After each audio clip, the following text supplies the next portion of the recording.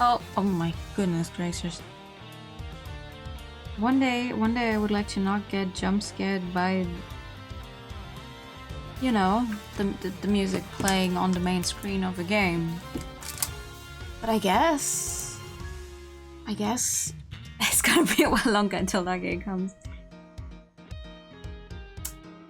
No, actually, this is specifically a song I commissioned for the beginning of the stream, but like pretty much my only instructions were I just wanted to be something funky, something with some good music, but technically, obviously, it would fit more the matane.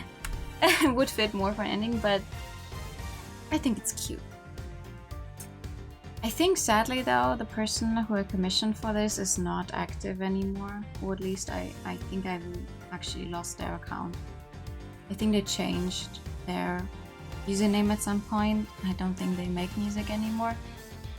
I haven't changed my beginning music in 3 years. I've commissioned this before I even started streaming, and I've been using it ever since. I've never commissioned anything else again, so that's just a song you always will hear. Until maybe one day I'll get another one. Who knows? But yeah, welcome in. Hi, I have no idea how long the stream's gonna go for. I think if possible, I would like to see if we can make it through this entire case. On the other hand, though, it might not be possible. So sorry if I sound a little off. I spent most of my day today sleeping. It's been a very weird weekend, but I would like to at least get this investigation stream out there. See how far we can get. And then next week should be better to make us sing an original Lewis song. Yeah, true. Which reminds me, earlier I got an email from YouTube. I was like, oh, someone commented on one of my shorts. I'm like, oh, okay. The comments I get on the YouTube shorts are always hit or miss. Like the very few I get, it's either like, oh, that's so cute, or what the fuck, why is there VTuber on my page? I'm like, well, if you keep commenting on VTuber videos, you're gonna get recommended more VTuber videos. That's just how the algorithm works. And someone was like, oh my god, your voice is so cute. Can you sing a song? I'm like, can I? Can I? Oh, it is almost the end of September. And it's another year of not actually posting a singular cover. We'll see how that's gonna go. I love Kay a lot as well. What voice did I give her though? I sound like a pair of peasants. Massage what? Yes, Kay. There's something even thieves should never steal. Do you know what that is? No, I also don't remember what voice I gave you. You really shouldn't steal anything, however I'll buy it. What shouldn't a thief steal? A life. It's too heavy of a burden on your soul to get away with, ever. Okay, that surely is one way to start the stream. Jesus, girl. That's something we can agree on. Well said, Kay. No matter what we may try, murder is the one crime that can never truly be hidden. And I intend to prove that by my own hands. And apprehend the murderer myself.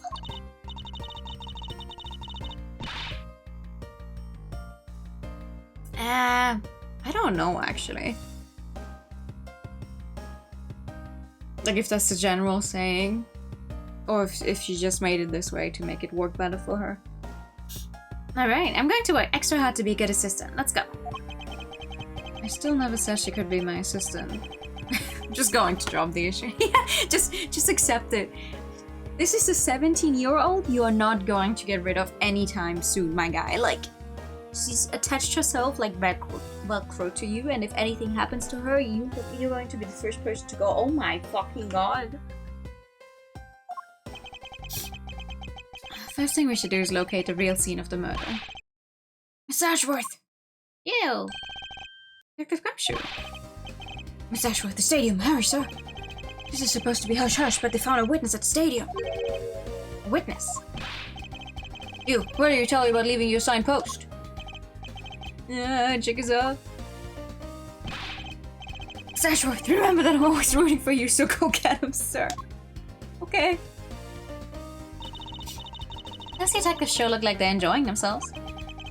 It's not all fun and games, Kay. Now then, let's head to the stadium and meet this witness. Sure. What in the fuck is that?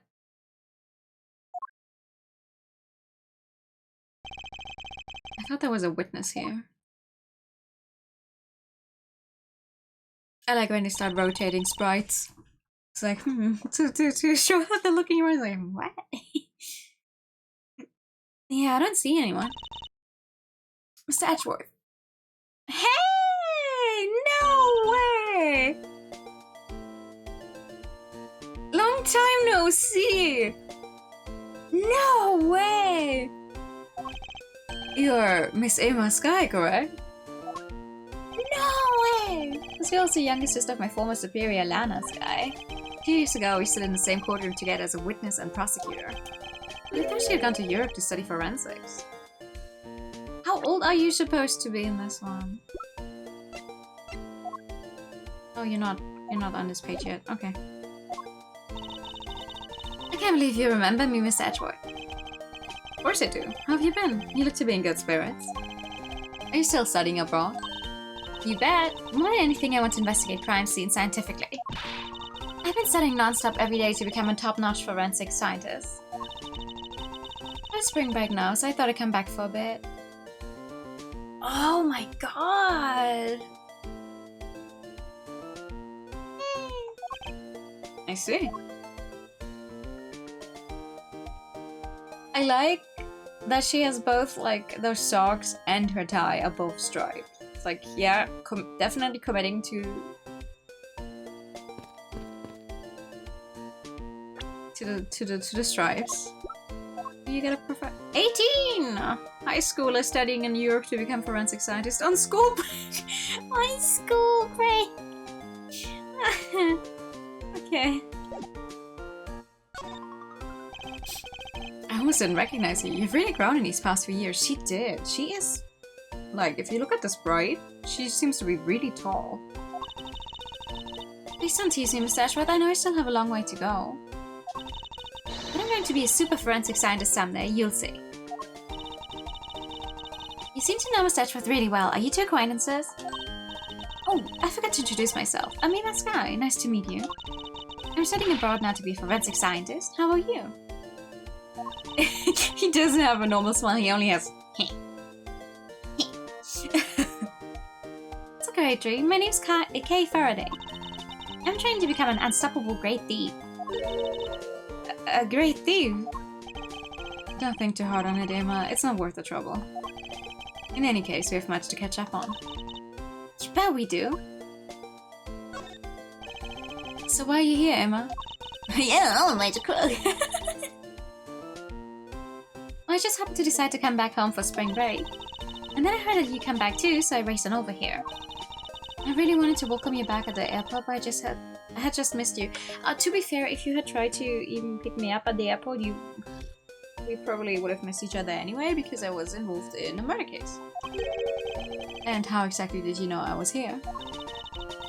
Through the power of science, naturally. Never underestimate what science can do for you. What does it say? That's a fantastic sprite, by the way.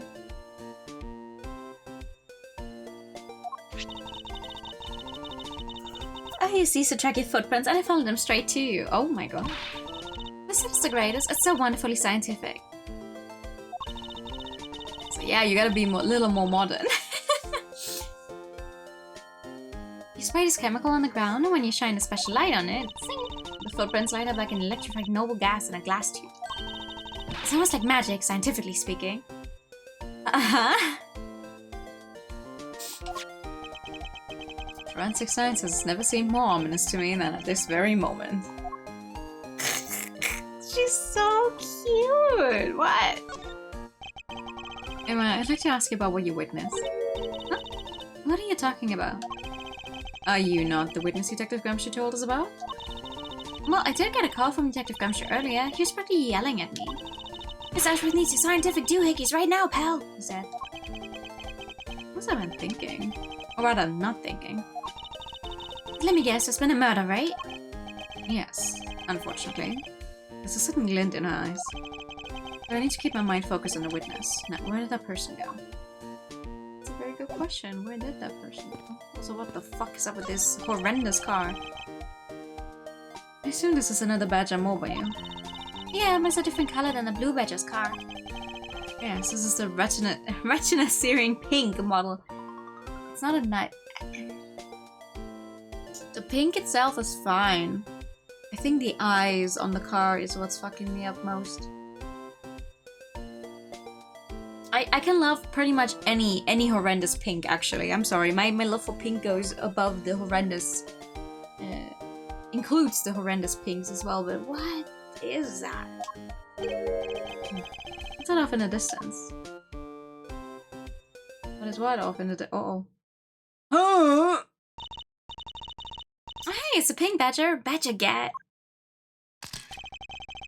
Badger. Just what does she see in these silly things? Well, you know, she wasn't involved in murder cases involving any badgers so far, so...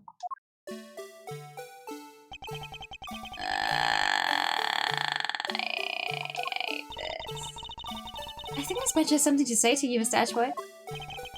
Are you, by chance, the witness I've been searching for? Sorry, but I don't speak badger dance. Oh, make the music stop! Uh-huh. Uh-huh.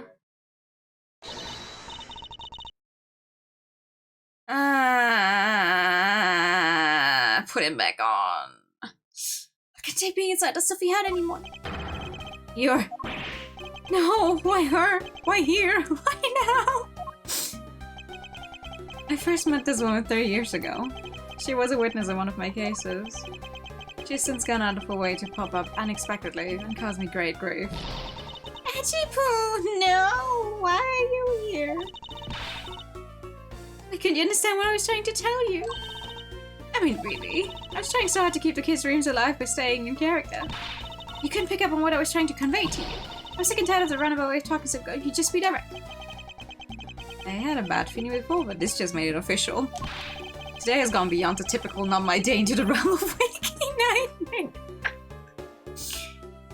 I mean, to be fair, it does make sense what the same few people who are involved with crime scenes overall to run into each other, but the same few witnesses time and time again, it really is just like, okay, now why are you here? So your friend is Mr. Edgeworth too, Miss Pink Badger? You could say that, but right now I'm just a Pink Badger, dearie. She may look the part, but I know better than to trust my eyes around this woman. My name is Wendy Oldbeck. You can call me Wendy or Granny or whatever suits your fancy.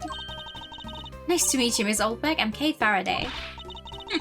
What do I care about a young whippersnapper like you? Yeesh, I was just trying to be polite.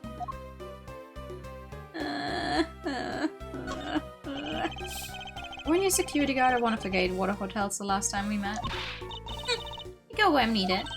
I'm very good at what I do, unlike the youth of today. Yeah, that's why you can never keep a job for it. You're almost as bad as Larry when it comes to keeping jobs, because you always pop up somewhere else with a new job. For some reason. I get called in all the time to fill in when there aren't enough hands. Enough about me, Edgy-Poo. I'm already dejected right now. I finally get a chance to see you again, and here you are talking with two young girls. Yeah, oh no, how dare I. Men are all the same, it doesn't matter how old they get, a little love, what just happen when wow! You seem to attract all sorts of interesting people, Mr. Edward. I'm sorry, her what is in what kind of marriage with an 18-year-old? Excuse me?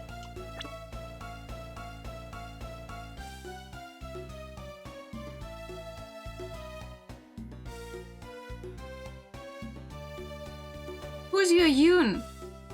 How old is Yoon? Why is he in an arranged marriage with an 18-year-old? Who are we talking about? so I know what to think about that. Huh? A parasocial relationship with the prosecutor. Oh, edgy poo. Okay, please, I'm begging you, by all means, do not provoke her any further. Aren't you forgetting about something, Mr. Edgeworth? This person could be the witness. Honestly, I hope she isn't, but I don't think Faith is going to be so kind today. I saw what happened. Of course you did. I even saw the exact moment it happened. How's that? That's true. She is the witness. I don't suppose I can afford to ignore the old fact. Yes, it was just a little while ago. I saw it happen right in front of me. The moment of the murder. You mean to say that you witnessed someone being killed right before your eyes? Sounds like a pretty important piece of testimony to me. Sure. I just wonder if it's going to hold up. I came to the stadium to take a short break. As I was resting, I happened to glance over and saw two men facing each other in that area. Suddenly there was a loud gunshot and the person who was shot fell to the ground. It was a very terrifying experience. Let me tell you, why am I giving her that voice? Why am I even bothering giving her a voice at all? Just Miss Oldberg. Looks like you hit the jackpot, huh, Mr. Edgeworth? Yes, I can't afford to ignore what she has to say. Unfortunately. What's that unfortunately you tacked on at the end supposed to mean, as you put nothing? You're trying to do— Beatrice! Oh, please show. Please show. Oh, hell yeah.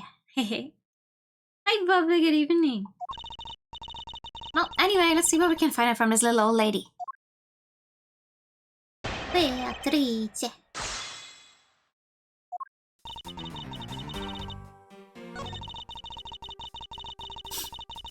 Can you describe the two men? I forgot. You saw two men. Can you describe them for me? Yeah. Also.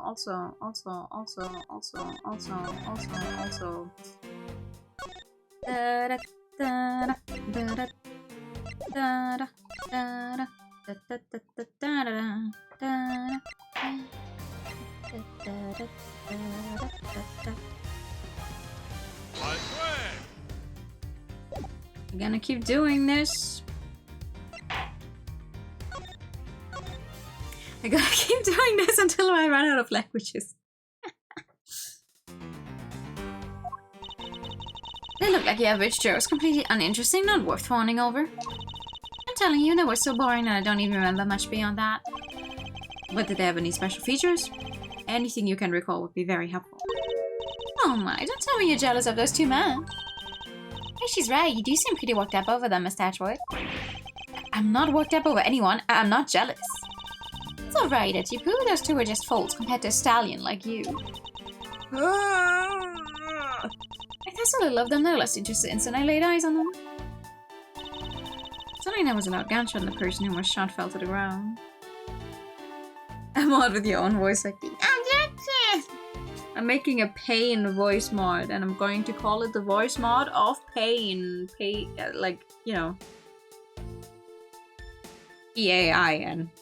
Ah, whatever. You're claiming to have seen the exact moment in which the murder took place.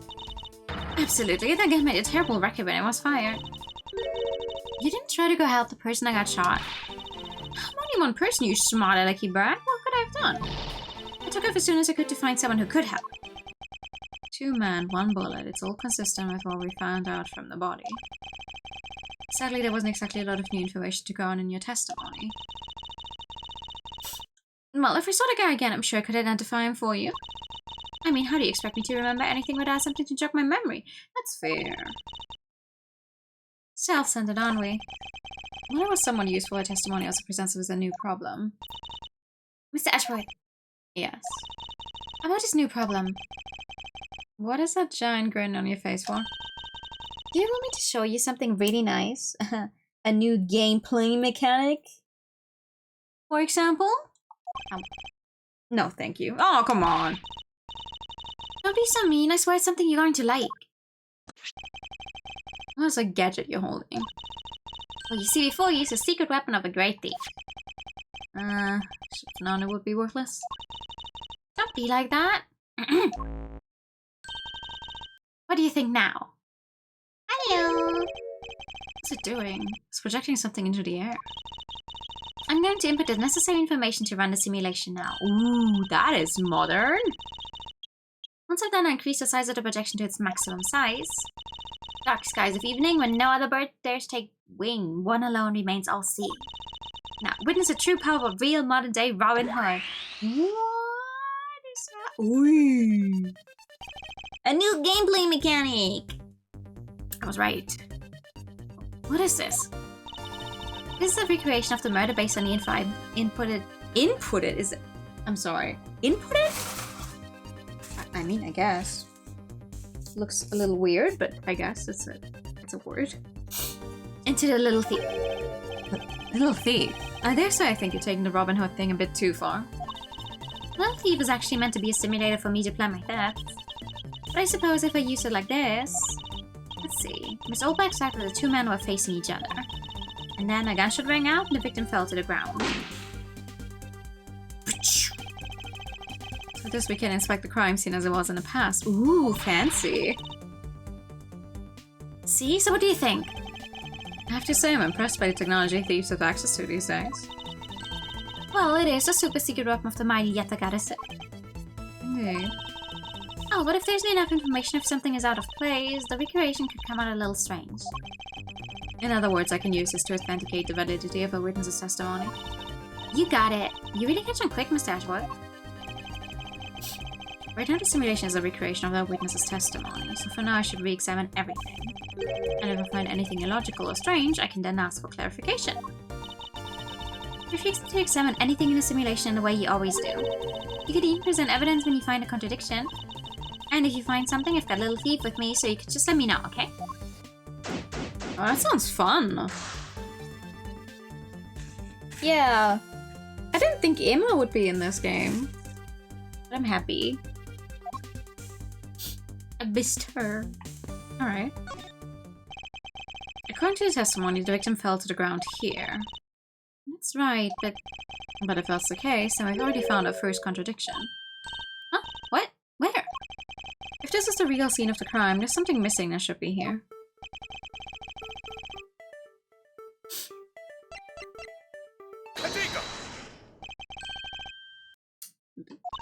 Eh? Is something wrong with my recreation? If this is the real scene of the crime, something specific should be here. If you think back, how do we deduce that the other crime scene was not the real one? Oh, I get what's missing now. There's no blood on the ground here either, right? Hello? No? No?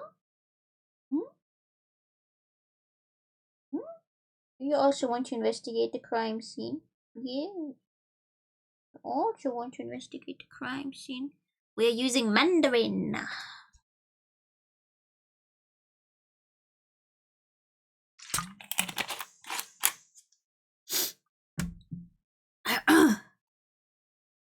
The fact that there's no blood here casts doubt on a witness's testimony. Hachiku, how can you doubt me like that? You're calling me a liar. Yeah. Why do I keep changing your voice? I know what I saw. I saw the victim get shot down. You know, I don't think she's lying, Mr. Ashwood. To be honest, I can think of a reason why she would lie to me. In that case, maybe there's another explanation for the distinct lack of blood. Why is there no blood around the victim's phone body? The prone body, not the phone body. What? Victim's phone body?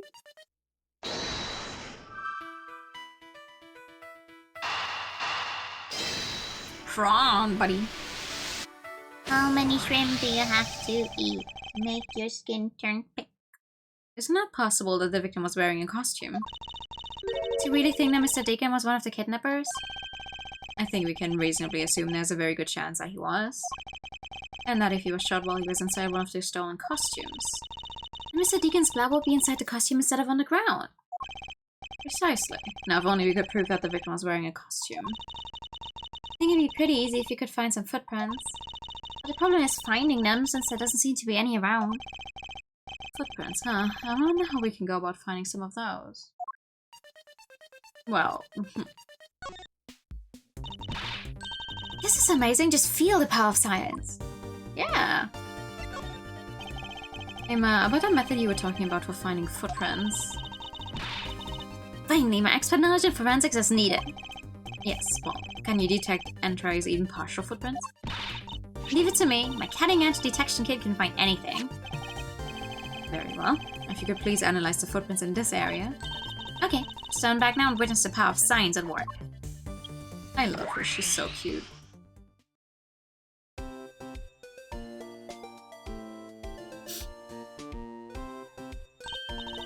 Hey, I found something! Look right here! I don't see anything. Oh, that's right. Here, put these special glasses on, Mr. Edgeworth. Yeah, I'm just going in order. So, Mandarin was next. It's easier for me to remember which ones we've done that way as well. These footprints here were definitely left by a badger costume. Judging by the way the prints are layered, those seem to be the newest. Now we can conclude that the victim was definitely wearing a costume at the time. Slightly wearing one due to footprint shape and the lack of blood. Nice. Okay, in that case I'll update Little Thief's simulation parameters. I'm ready to see what we find out from this new info. I love UK. Oh my goodness. Aha! So the victim was wearing a costume when he died. Maybe that we should be one step closer to the truth, right? You think someone wearing a costume would be enough to like stay in mind? Like, oh, they were both so plain, I don't know anything. If one of them was wearing a costume, you know? The recreation is changed in accordance with the new information. We may be closer, but now something else has caught my attention.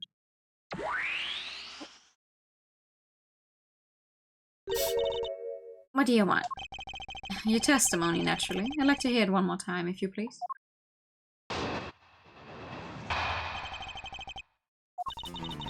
Came to the stadium to take a short break.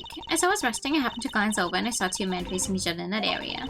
Suddenly there was a loud gunshot and the person who was shot fell to the ground. It was a very terrifying experience, let me tell you. Okay, that's almost the same as before. The costume! Plain guy! I mean, I guess if you work there and you also wear the same type of costume every single day, maybe you don't notice it as much anymore, but you know. Also, what Flo is saying is very right. True. Does this mean that Miss Oldback's testimony is a contradiction in it? Yes, and I believe our best course of action is to compare it with your recreation. See, I just knew Little Thief would be of help. Let's see if we can pull more info from Miss Oldback to put into the recreation. For that, we must first find the contradiction in her testimony. Let's do it then.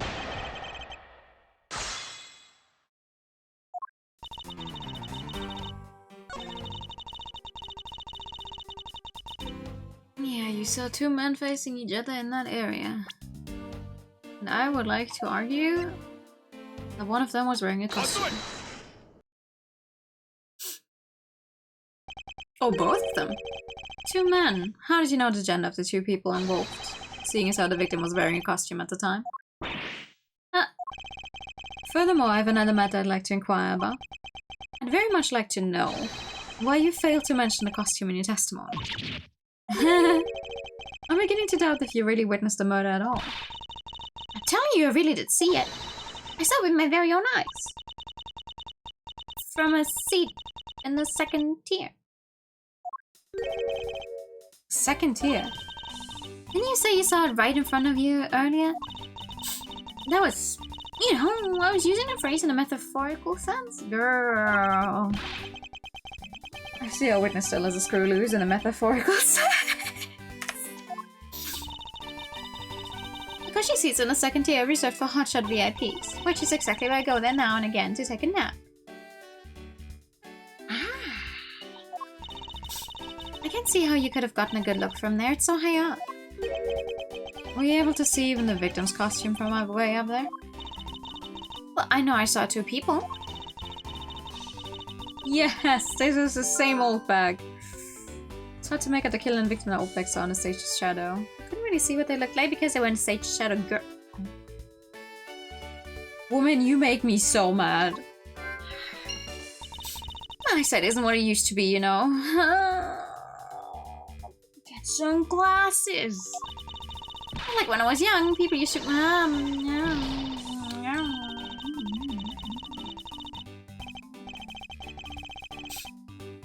Let's return to our investigation, shall we? The fun thing is now we can actually read what the hell she's saying.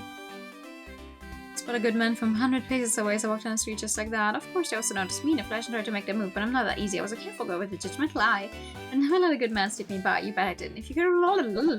Okay. You got it.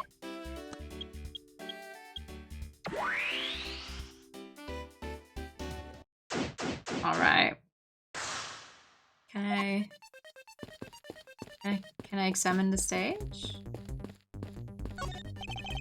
Looks like I broke a stage down. Stage I saw this morning inside of the stadium has been packed away. Oh. This just means they're done for the day. Or maybe it's because a different show is scheduled to start around tomorrow. Or maybe neither of the shows that they put on earlier. Okay, have a good night, Mel. We don't actually know any of the references yet, because we haven't played the games yet that they referenced earlier that were supposed to take place on the stage. Wah, wah, wah. The woman's testimony is to be believed. The murder occurred before the stage was broken down. You want me to input a bit of info into the little thief? Yes, if you please. Okay.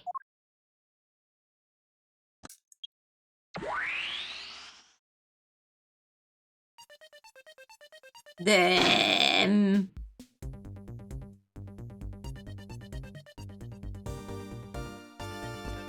What's wrong with this picture? There's clearly a contradiction here.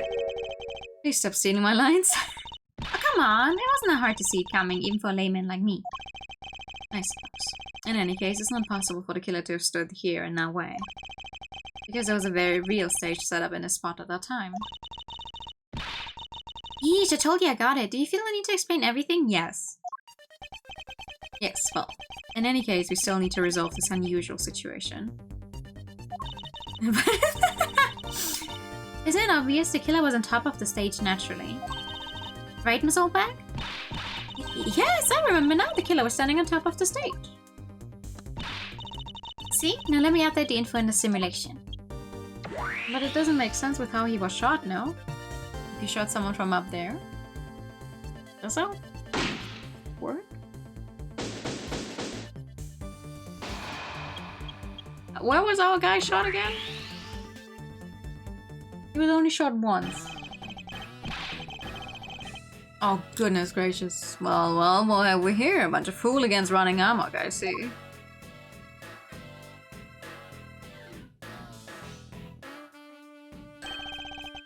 Agent Lang, how nice of you to join us. Well, can't have you going around messing up my crime scenes. Right? He was shot from below, like... He was shot through the abdomen and it... oh, whatever. Agent Lang, we've discovered that the real scene of the murder is here, the stadium. I see. Thanks. For what? I'm just trying to show you my appreciation for all the time you saved me. Who knew that such a strange little toy could recreate a crime scene like that? Little thief is not a toy. You too. Sure.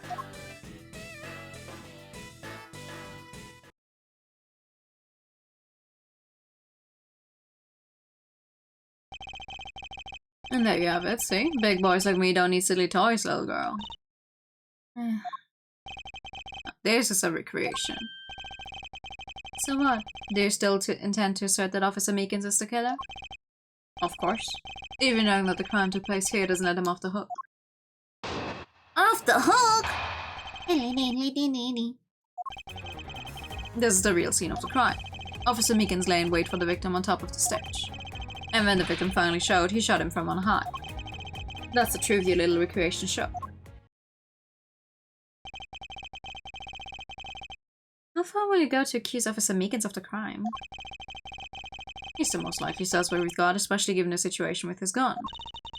Well, even if he's the killer, at least my recreation was on the mark. You see. Thank you for understanding, my little crow girl.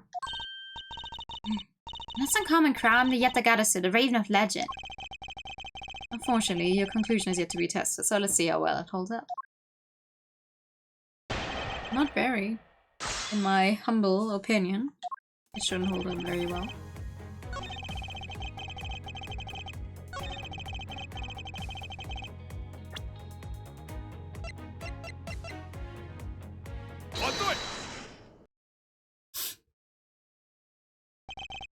I'm terribly sorry, Agent Lang. I should have warned you that our recreation is incomplete. You couldn't quite unexpectedly after all. What's that supposed to mean?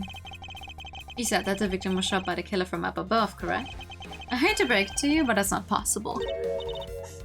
Why not? Recall Mr. Deacon's body, specifically where the gunshot wounds were located. Yeah. Actually, I didn't get that good of a look. Oh, well then. The bullet entered Mr. Deacon in his abdominal region and exited his right shoulder. Ha ha! This more consistent with an angled shot from beneath the victim. Then, yes, a recreation of the victim being shot at an angle from above. A clear contradiction. You're discounting your own conclusions. No, this one point is the only flaw. This was a mistaken parameter in our recreation. They're just in different locations. They swapped places, I'm assuming. The locations of the killer and the victim were wrong. I get it. I see what you're trying to say. I believe the killer and the victim were standing opposite to what we initially thought. It was the victim who was on top of the stage as he was being shot by the killer. Killer! I like that she gets to do her entire little animation every time. If this is what happened, it will also explain the positioning of the gunshot wounds. But then what about the footprints? Since footprints don't lie, we can assume then that the killer also wore a costume. Okay, I'll try using that instead. At this point, it's just like a bunch of killer badgers running around, shooting other killer badgers. Judging by the fact that both the killer and the victim were wearing costumes, I'd say it was a killing between the two kidnappers. That would be the most natural conclusion. Wouldn't you agree, Agent Lung?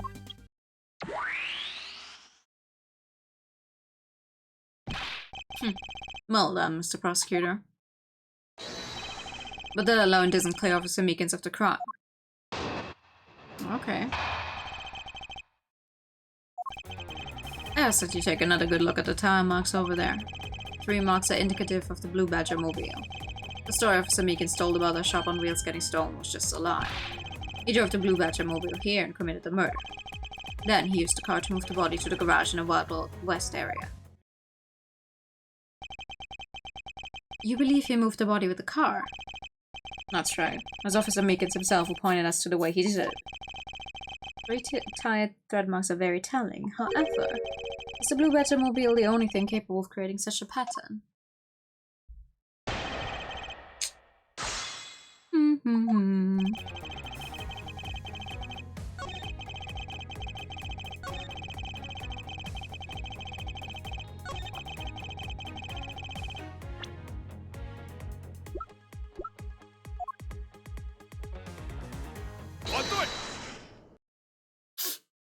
I don't think so. Sorry, Agent Lung, but that's an impossible tale. And why is that? Those tire marks could not have been left by Officer Meekins' Blue Badger mobile. One look at the car would have told you so. It proves that the Blue Badger mobile had never been to the stadium because these tires are as squeaky clean as they could be. Take a good look at the tires. There's not a single dollop of mud to be found on it. This car had come to the backstage area and left those tire tracks. And the lack of mud on these tires stands out as very peculiar indeed. Explain the tire tracks, genius. Over long or short, we got through this trial. Good evening. How are you doing? Howdy, what about Miss Oldbeck's Pink Badger mobile? Don't be ridiculous. I was sleeping the entire time in the second-tier seats. Yeah, and someone else could have driven your car. Indeed, I believe you can rule out as someone related to the crime. However, there's yet one more roving story, as I recall. Oh, you mean the Proto-Badger? That's right. There was one more parking space inside the garage. The proto badger looks so scary. I don't know. I don't like any of the badgers. Badger's design. They're not appealing to me at all, but the proto badger is just scary. Like, those soulless eyes. Proves the existence of a proto badger mobile. Agent Lang, I suggest you find this proto badger mobile post haste. There must still be some sort of incriminating evidence in it.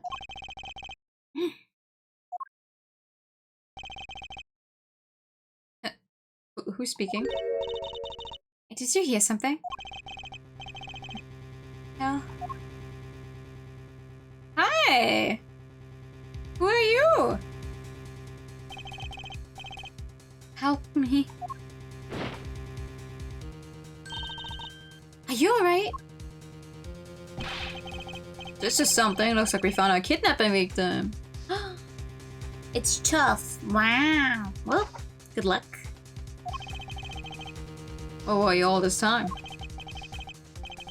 Bless. The kidnappers. He was in a room next to the one I was held in. No way using underground. I got lost. Kidnappers. What is it? I can't understand what you're trying to say. Kidnappers. Escape. Wearing costumes. Did you see the faces of your kidnappers? No. I didn't see their faces. Two. One was a woman. A woman? Quite an important piece of testimony. Hey, what are you guys doing? Stop standing there and get your cops on this already. Even though you guys have what the kid said just now. Consider it a gift. Okay. Now you're going to get out of my crime scene, or am I going to have to get rough? Again. You're nothing but a big bully. Come on, Miss Ashworth, let's go. Oh, no, you're not you. You're a very important witness for my case. I'm not about to let you get away that easily. Don't count on me to testify because I won't, not for you. That's right, I won't either. You hear me, young whippersnapper? Calm down, there's no need for all this hostility. I just want to take a statement from each of you. I'm not going to wrap either of you up, I give you my word. Come now, fair maidens, what do you say? Will you cooperate? Fair maidens? You little rascal, you sure know the way into a woman's heart? No, you're just very easy, Miss Oldbag. Lang says the passage of time is but a fleeting moment and a lady is young forever. Trying to do my edipure with your fancy schmancy sayings. Let's get this over with so we're clear I'm only interested in giving you my statement. Sure, just as soon as Mr. Prosecutor leaves us be. Mr. Ashworth.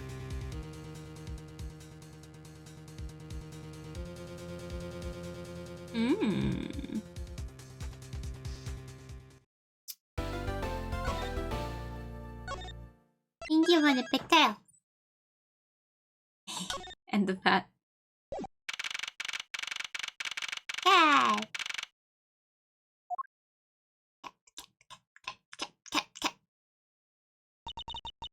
Looks like we got the boot again. For Lan's sake, the focus of the investigation will shift solely onto the murder. You mean the infighting between the kidnappers? Yes, and also the identity of the remaining kidnapper. Miles, my boy! Oh, thank you for in your memory. Tell me it's true. Tell me that you've really found my boy. Yes, Mr. Amano. We found him early in the stadium. Then, my little Lance is unhurt? It's not exactly the picture of perfect health, but his life is not in danger. He's being questioned right now by Agent Lund. Oh, Lance, it must have been so horrible for him. Looked up like a... I would like to know what she has on her arm. I really would like to know. Hello. This man looks suspiciously like the precinct. Look at the lovely smile on the blue badger's face. It's looking at me. Make it stop. It's scary. It's alright, dear. You want to know something? I was the one who created the blue badger. See, look at his eyes. Don't they look just like Daddy's? It's scary. It's scary because they look like yours. That was rather depressing. I think I better leave the two of them alone.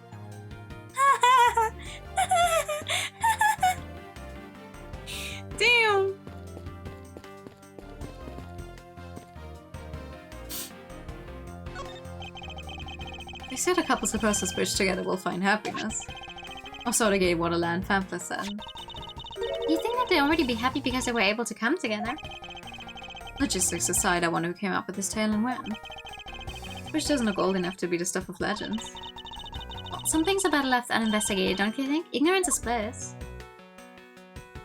Hey, Pearl.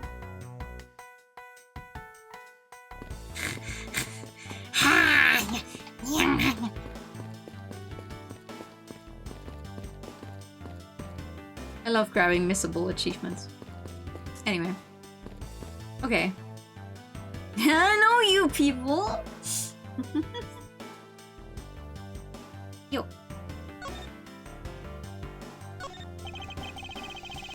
Oh, that's my boy. I can't thank you enough. It was nothing. I'm still in shock over what happened to Oliver. I have to say I'm relieved that Lance is alright. What the? No.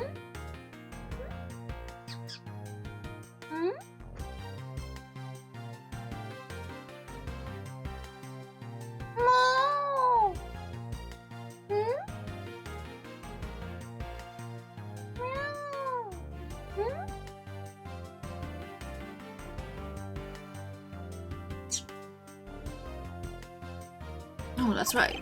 I mustn't forget to pass this on to Lance as soon as the police are finished with it.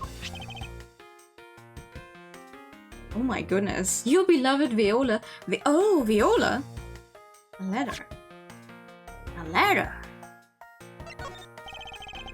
No, the way Lance is being chased after the woman reminds me of someone I know. Almost can't believe he received yet another love letter, you know. Well, I mean, they know the words. And how I say them in German better than when I try to talk to them in English. Yes. Yes, I do have to switch over.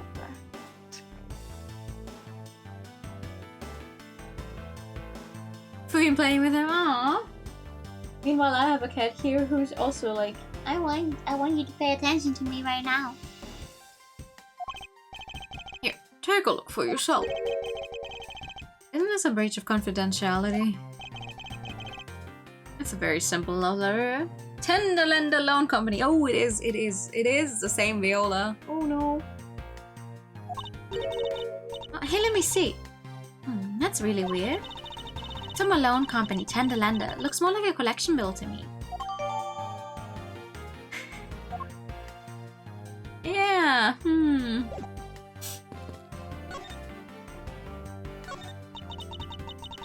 He loves me, he loves me not. He loves me, he loves me not. Oh, that's a 12-1. You can't give up, Lauren. Just one more try. Excuse me, but I can't help but feel a bit sorry for all the flowers you've gone through. I suppose if they were me, then... I believe you said that you are Lance's girlfriend when we first met, correct? Yes, I am, but... Oh, no. It's not like we both think of each other as lovers. He did give me this ring, so I guess we're not just friends either? I mean, because this isn't just any ordinary ring. It looks like one of those... Candy rings you can just lick. Yeah, it is. I covered the animation with my giant head, but it is. Was machst du da? Mau! Mau!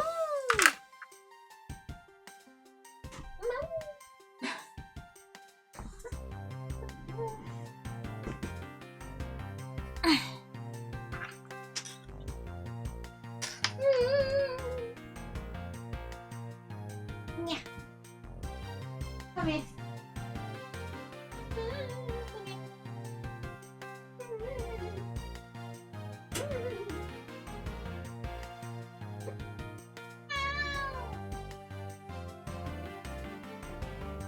Why?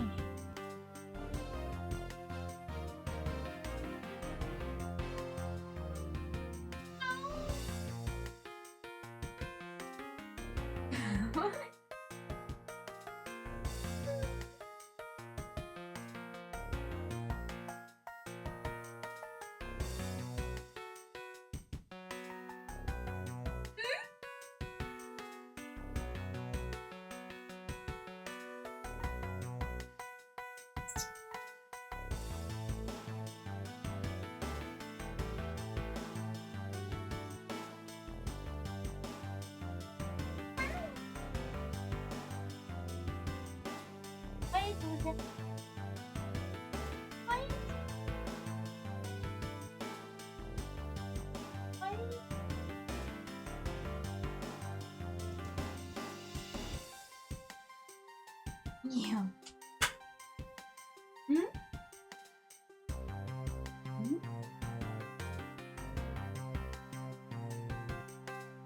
Hmm? Hmm?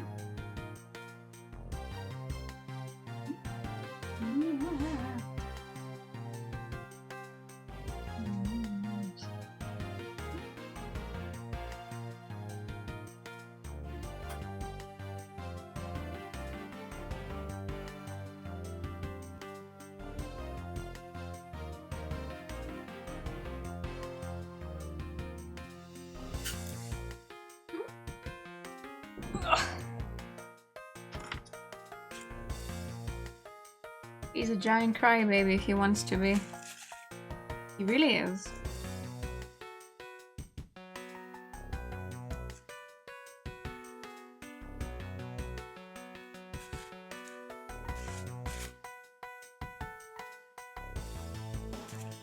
Some other times you won't hear him at all.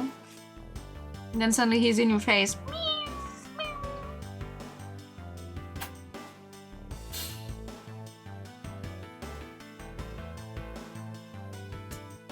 That's a very good text box I passed on for sure. Oh my goodness. It tastes so sweet when you lick it. It's so wonderful. You mean to tell me that he gave you a lollipop ring? So which is it? Have you guys not decided if you're going out or is it just one-sided? Sided? Shouldn't the parties evolve naturally just now? My father used to work for Mr. Amano, and so Lance and I grew up together. I said it out loud. I don't see how that's anything to be embarrassed about. So your father was an employee of the Amano group. What did he do? I heard his job was to fly around the world. On Pegasus? Pegasus?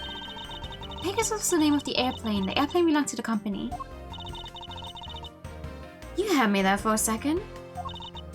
But now, it's all changed. My father, he isn't around anymore. Oh, I see. Oh god. Okay, already has tears in eyes as well. About 10 years ago, he rode in Pegasus off to somewhere and never returned. Riding Pegasus to whereabouts unknown. Sounds like the stuff legends are made of. It's been so long, I don't think I'd recognize him if we were to ever meet again. Something tells me that your dad is the dead guy here. Probably. Because that's just the kind of story writing an Ace Attorney game would give us, I think.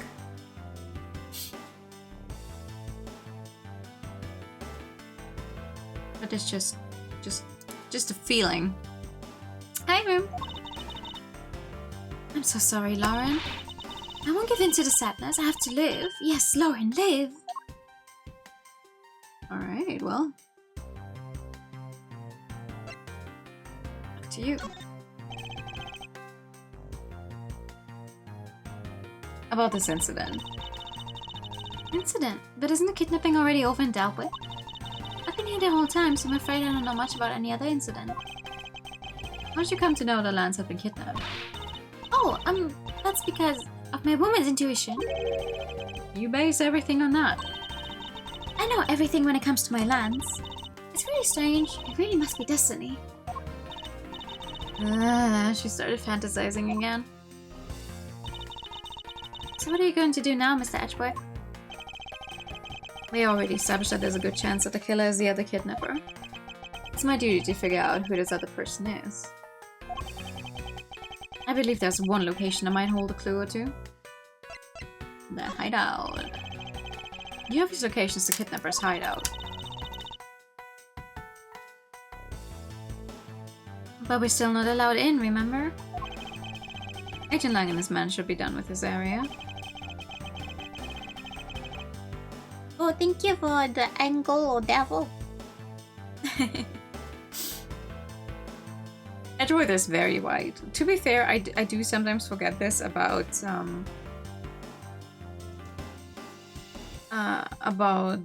Phoenix as well. But they are extremely wide. To be fair, most of the men in these games are.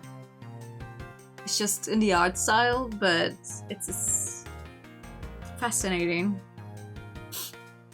In that case, there's no harm in asking an officer over there to let us in. Oh, the muscle winds out. Hello. What do you have to report? Sir, nothing unusual out of the ordinary, sir. Have I heard such redundancy before? Is it possible for you to let us take a look around inside? Sir, Roger, sir. Oh, nice, thank you. That was easier than I thought it would be. That was surprisingly hassle-free. Are you certain? Didn't Agent Lang order you not to allow me in? Sir, that's true, sir, but... If Gramsci asked me personally to let you in, sir, don't refuse a request from him. Nice. Oh, looks like Detective Gramsci has a following. Furthermore, I was asked to give this document to you, sir. What is this? Colleen Devilray. Dominant Raid. Whereabouts unknown after his escape from Penn E. Dent prison. Stole a gun from a guard during his escape. We thought we might head for where his wife and sole daughter are, but despite our surveillance, he has yet to show up. Nani? The man in this picture, isn't this Mr. Oliver Deacon? Oh no.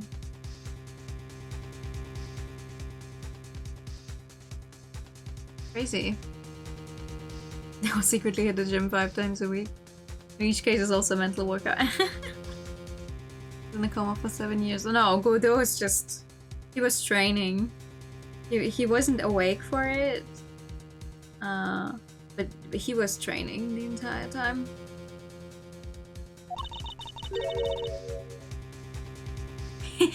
He is probably... He's not only probably built very different, he genuinely just is, considering he consists of coffee, even more coffee, and muscle.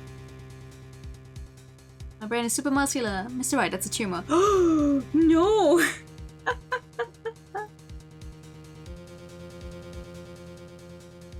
The name here says Colin Devilray. Same name as the one on the back of the pendant. It appears that Colin Devilray was his real name. What's this? He was convicted in a case 10 years ago and sent to prison. What? Then what was he doing here? Apparently he broke out of jail and then just vanished. He must have become Oliver Deacon to cover up the fact that he was an escaped felon. The likeliness of him being the father has just shot up immensely. Now I'm not sure what's going on anymore. Is there some sort of link between the victim's past and his current case? These police documents are rather detailed. I should take the time to give them a thorough read eventually. That's fine, let's focus on one thing at a time, starting with the kidnapper's hideout. Yeah, I agree. We should investigate first, think later. More than thinking things through, I think you should try remembering things first. Now then, if you could please unlock the door, officer. It was locked up until a little while ago, but since then the door's been wide open, sir. I'm not sure I follow what it is you're saying. Care to explain in a bit more detail? Sir, the door was locked down tight when I went to check out the room. So they got about 10 officers to help out and break the door down, sir. I see. Guess that means I get Agent Lang's leftovers. Come on, let's see what we find. Oh my god. What happened here? So this is where the kidnappers planned their foul deed. Well, you were tied up for a while in the room next door. Okay, please, must you bring that up again? Now then, down to business. There might still be some clues left in his room. Let's try to find out what we can of the other kidnapper's identity.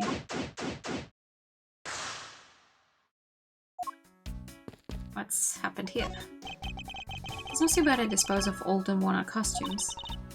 It's so sad. It seems that they throw the costumes away in pieces. In the hideout there's a trash bin for old and useless costumes. See a bunch of bad luck in the coming years? Oh, yeah. Watch out, Mr. Ashworth. It's a broken mirror. Probably came from the haunted house. What's this here? Are they planning to repair it? I won't rest until I've inspected every blah blah blah blah. Okay, what interesting stuff do we have here? Folding chairs, and by the looks of it, they were probably used by the kidnappers. There are 3 chairs set around the table. Okay, and also 3 cups of coffee. Oh, and there's a key back there. No, come on. Check out the coffee. Cheap styrofoam cups. Looks like only 3 cups were used. What about this key? I wonder what this key is to. You got me. Reminds me of the key we found in the other room. That's it. This must be the key for one of those trapdoors. That wasn't a trapdoor. You only call it one because you quite literally jumped into it. But isn't that what you're supposed to do when you see one? I'm not having this conversation with you. Aren't you supposed to jump into a trapdoor? No. This door is thoroughly broken thanks to the police who forced it open. Oh. What happened here though? What's this? Looks like a sword, a broken sword. Strange. Why would it be broken like that? Probably because they used it to block off the door. Swords don't usually break on their own. That's true. Alright, then let's think about it in this way. Maybe it broke when someone was trying to use it for or on something. Hypotheticals aren't going to get us anywhere. Perhaps we should think more on this later. You'd rather not break your legs and neck. Majima broke it. I'm still I haven't actually watched the trailer yet, but I'm still reeling from the announced Majima game, by the way, like... What? Here I was thinking, oh my god, I'm actually gonna be up to date with sometime next year with the Yakuza games. Once I actually play Infinite Wealth. Because I'm not gonna start that this year. Spoiler alert. I'm gonna start that sometime next year, but I guess not! Also, hi, good evening, thank you for the pad. The Blue Archive, Noel. Why, do all of them have these wings? I know Blue Archive has some very cute girls, but I know nothing else about it. Let's see. There was probably 3 people. There's a little bit of spoilery info for in the oh, okay, I'm not gonna watch it then. Okay. All of them have the halos. Oh, the halos! Oh, maybe. I try to not engage with most gacha games anymore unless I start them myself, you know? But I can appreciate a good character design. Sprays that flew over your head, thankfully. Fair, fair, fair. Common denominator between the cups and folding chairs is a number 3. Speaking of which, the number of missing costumes is also 3. Wait, but I thought there were only 2 kidnappers. Indeed, something isn't adding up. Literally. Is it possible there's a 3rd kidnapper that Lance didn't see?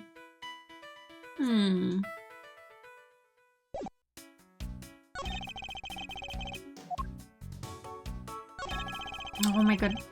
Please, I'm trying to... Thank you. Doorknob handle thing is looking pretty beat up. I suppose that's what happens when 10 officers break their way in with brute force. That's odd. The lock on this is completely fine. Look, not a single dent. How's that possible after what that officer told us? Yeah, if the lock had been in use when the door was busted down, then the lock itself should be completely wrecked. So the lock on the door leading to the outside is undamaged. How can that be? Well, no. What? They probably just put the sword through here to block it. If it's a door that opens this way to the inside. Just a few lines to the side, you know. I don't know what you mean. I don't know what you mean. I've never predicted any plot points for Yakuza, just like that, because it sounded funny in my head. But okay, that's good to know. Then I'm not going to watch the trailer.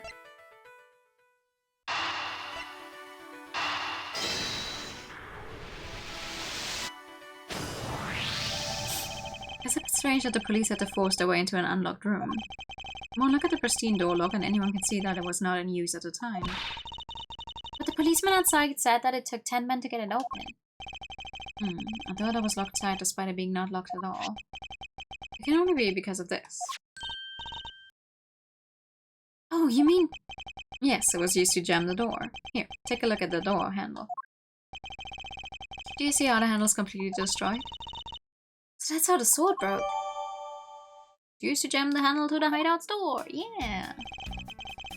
I thought that we might uncover the true identity of the kidnappers, but instead we've only uncovered more questions that need to be answered. What the fuck?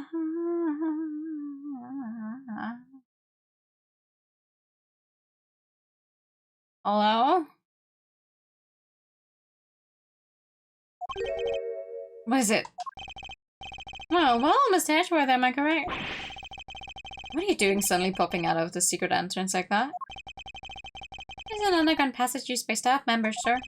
We badgers also make use of it in our duties. Look, why don't you get out of there first and then we'll talk, okay? I beg your pardon, miss. We're still trying to... Oh, no. No, right. Where the badge again? Alright, only one more to go. What are you getting all excited about? Did you forget? The photo rally, duh. See, look, now all I have to do is get a picture of the bad badger and I'm done. Ah, yes. I vaguely recall a contest or something of that sort. Who's in this one? What? It's gone. Well, where did it go? What happened? What's wrong? A bad badger costume is missing, sir. Oh, is that all? Well, it's missing because a kidnapper stole it. I heard about how they were stolen. But they said that only 3 of the costumes had been taken. Oh, what? What? Is he saying that more than 3 of them are gone? Mr. Proto Badger, please tell me a little more about these costumes you use.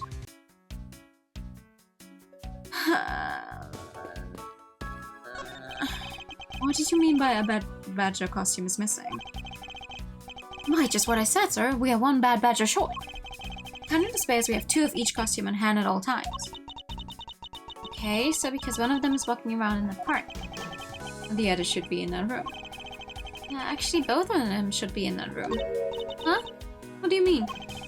Normally, we don't use the bad badger costumes. In fact, we only use them during a certain event at a set time each day. It's a stage show where the bad badger wreaks havoc around the park, and the other badgers must work together to apprehend him, sir. I'm speechless that such a show exists.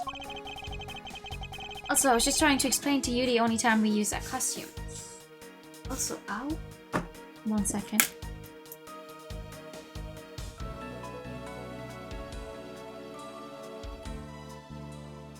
Oh, wow. No way.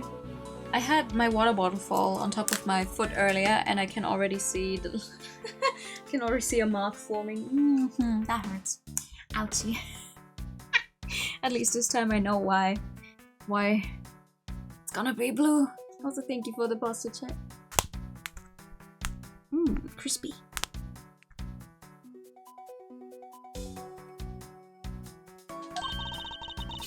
And doesn't it make it near impossible to take a picture of the bad badger? Personally, I can't believe it's this close to showtime and there's no costume.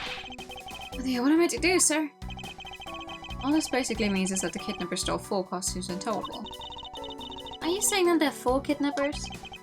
No, I don't think that's very likely. Oh? We called the costumes for a minute. Stolen ones, you mean? No, see, I didn't want to go twice, so I put the water bottle on top of the chair I was lugging up the stairs, and then when I put down the chair, or shortly before I put down this chair, it finally actually fell down, and obviously it fell right on my foot. Like you expect it to happen, but I didn't want to go twice, you know? What proves that a 4th kidnapper does not exist. This one is still remaining. If you had 4 people and you had wanted to steal a 4th costume, wouldn't you naturally go for the full set and steal a pink badger costume instead? Yeah, that makes sense. And yet, the kidnappers decided to steal another bad badger. I believe the culprits needed 2 bad badger costumes, but the question is why? A 4th stolen costume by the 3-person kidnapping group. Where's the other costume? Isn't it the one that's in the trash right here?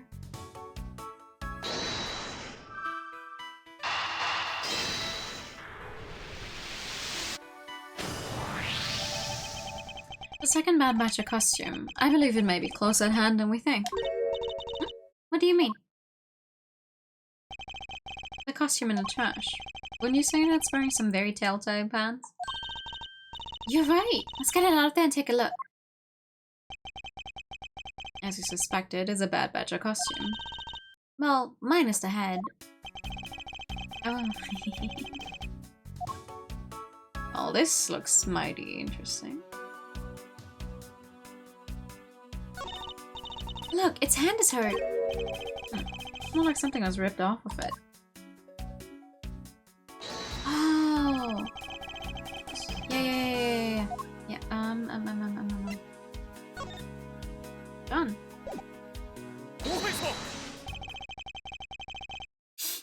I believe what we have here is an inconsistency. Between what? Look carefully. Our costume is not holding something in his right hand that it should be. Oh, the gun! Precisely. The Bad Badger was designed to always hold a gun in his right hand. However... Yuda, did you remove the gun from this Bad Badger's right hand? No, I did not, sir. The gun is supposed to be securely attached to the costume. As I thought, the rip itself confirms my hypothesis that the gun was forcibly removed. Mr. Proto-Badger, the gun is, of course, not a functioning weapon, correct? Absolutely not, sir. It's just a model gun. However, it can fire blanks. We need to use them for the stage show. Seems our kidnappers also had a need for the model gun, my dear costume friend. From the Bad Badger costume, it's capable of firing blanks.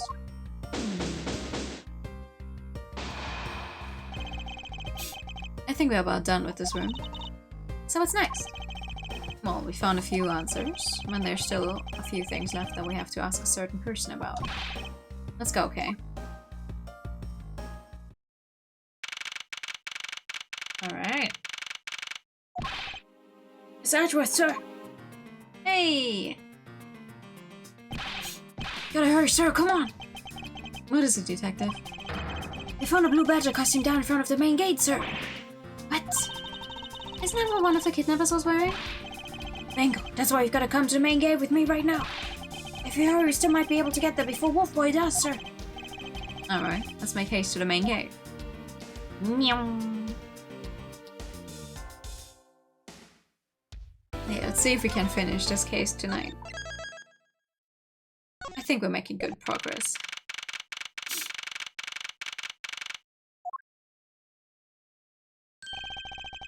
Where's the costume, Detective Gumshoe? Just on either side of the fountain, sure. Ah. Was it out here in the open all along? No, it was discovered in the tall grass back there. We moved it out here in order to examine it more thoroughly. And let's get down to it. Yeah, I'm gonna try. The worst part about like trying to sleep off how you're feeling sick the entire day is now that it's the middle of the night already and it's dark outside and I have to work tomorrow. Now I'm awake. I'm very awake and I'm gonna have trouble falling asleep later. I can already feel it. I hate that. Anyway, what the fuck is happening here? What do we have here? Wasn't it a pendant? That's 2 treasures in one day. How lucky is that? Hey, this pretty baby's made of platinum silver too. Another pendant on top of the one we found in Mr. Deacon. Is it possible that these two... Hold it right there. He does have a very cool song playing. I have to give him that. Hands off, Mr. Prosecutor. You sure know how to cross the line, don't you? Pendant, huh? That's a very decisive piece of evidence. How can you tell? Look here and read off what you say. Lauren D. Bakugo went too long. Oh. I think this man is older than Bakugo's entire existence. It's a name that's engraved on this. Shaped like a pair of wings, Lauren D is engraved on the bag. I like that it already says Mrs. Pop's pendant, even though we haven't actually said that out loud yet. That's so funny. It's just like, oh okay. Aha! We have you now, Miss Kidnapper. No, you don't understand. Lolly, I can't believe you're one of my kidnappers. Hans. You're kidding. Miss Pops is one of the kidnappers? Yes. It was me. I held Lance hostage. So Miss Pops is one of the kidnappers. But even knowing that, I can't call this case solved or over. Hey, guys. Case closed. Are you stupid? Get the car ready, and I mean a special one for this young lady. Again, Mr. Prosecutor. What is it this time? Are you proposing that Miss Pops is also the culprit in the murder case? What happened? I thought Officer Meekins was your suspect. We found it. Found what? That officer's gun. He literally dropped it in the middle of a thick patch of grass. You can't just police a sham. Just look at how careless they are. That's crazy, though. Using your gun. Who are you calling a sham? The officer's gun didn't show signs of having been fired, so it can't be the murder weapon. Officer Meekins has been cleared of all charges, I see. And that's when a brand new suspect comes walking onto the scene. Ah, from you to you, hi Raiders, welcome in. I'm Noah, like the color pink vision of a sincere produce, and currently playing Ace Attorney Investigations. We're on the 3rd case. How was your stream? Ooh, you're playing Neo Twiwi. Oh. I still like the game. I never ended up finishing it because of a boss fight, but I still like it. Maybe I'll try my hand again at it sometime. Haha. You just finished a bonus chapter? Nice! I really liked the game, but I got so frustrated. I got so frustrated with the one boss. I gave up. I gave up. I was so mad. But I'm glad. For you, I mean. What can I do? Yeah.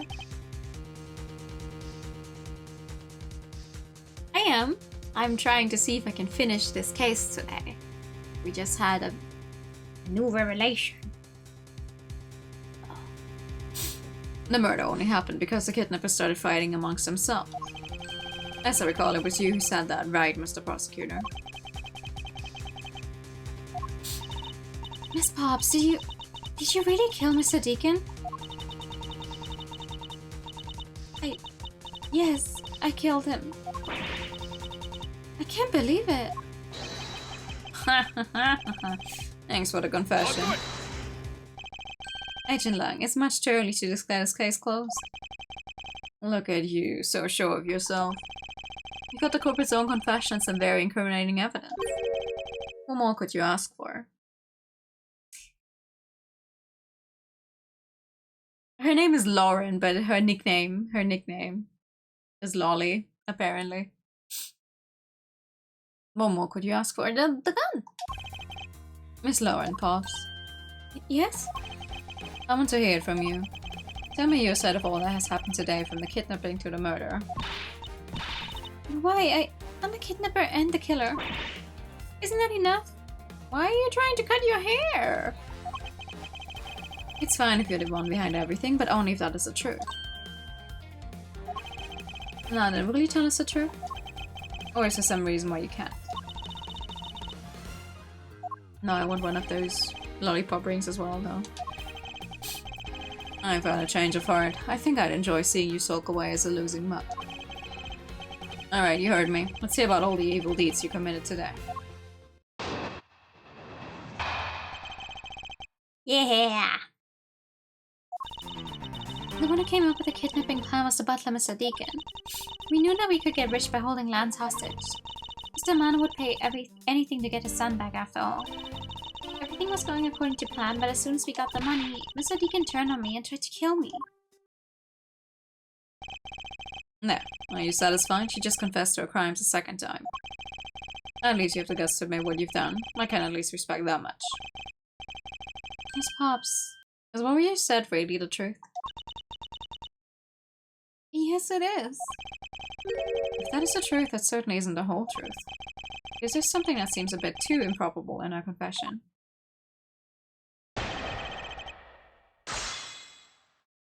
Let's see.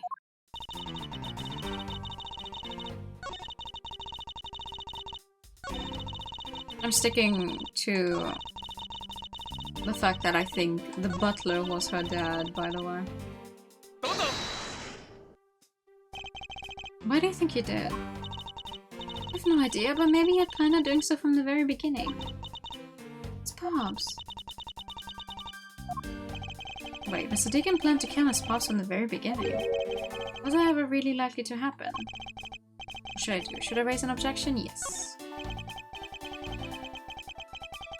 I'm sorry, but I don't think what you just claimed is all that likely. Huh? I don't think Mr. Deacon would have ever been capable of killing you. Why? We were total strangers. Is that uncommon for people to kill each other over money? I want that in. Well, you should... there is actually. There is. There's actually, if you remember, you drop a lurk at your voice spoilers. Absolutely. Thank you so much for coming by. Take care not to get spoiled. There is actually. How about this? If you remember. Oh, wait. I don't think you were there when I played that game yet. But maybe if you reach. I think in the very first game. I think it was in the very, very first game actually. In one of the later cases. There's one point where the game is like. Do you want to raise an objection? If you raise it at that point, if you raise it too early, you lose. Because you need to wait. Yeah. You need to wait, otherwise you're going to lose. Because they're trying to guard you into it. Yeah! Thank you for the hydro time and the pasta tag.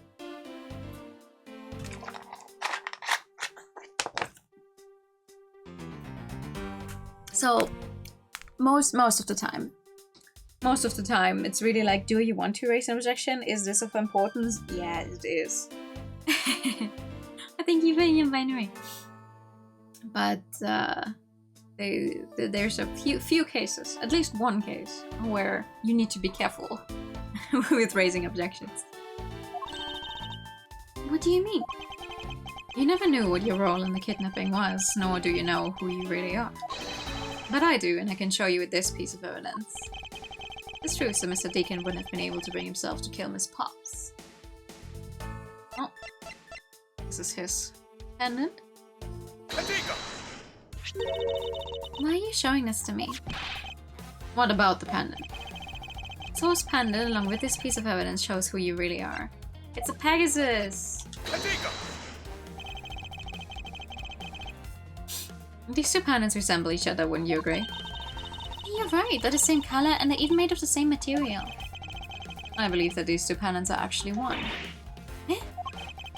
Shall we give it a try? Oh, it's totally Pegasus. But why? Why does my pendant match up with Mr. Deacon's? You're a smart lady. I'm sure you can imagine why that might be. No, that can't be. So the two make a set. It's just another trinket. It's not as though this changes anything. You like imagination, Agent Lim? Very well. I'll show you with this evidence. This is the piece of evidence that gives meaning to the Pegasus pendant. Oh god, wait, where do I have it? Here. Oliver Deacon was just an alias for his man. His real name was Colin Devilry, the name that is etched on the horse pendant. He gets sad all the time if you think about it. I like that his weight is just 1, 2, 3, 4, 5, by the way. Not that I have any idea how much that is in kilograms, but 123.45 is funny. Currently Mandarin. Today we are on Mandarin. We have done... We did Korean last time. And before that we did German. We're going to all of the languages. Every stream I change it to a different voiceover language.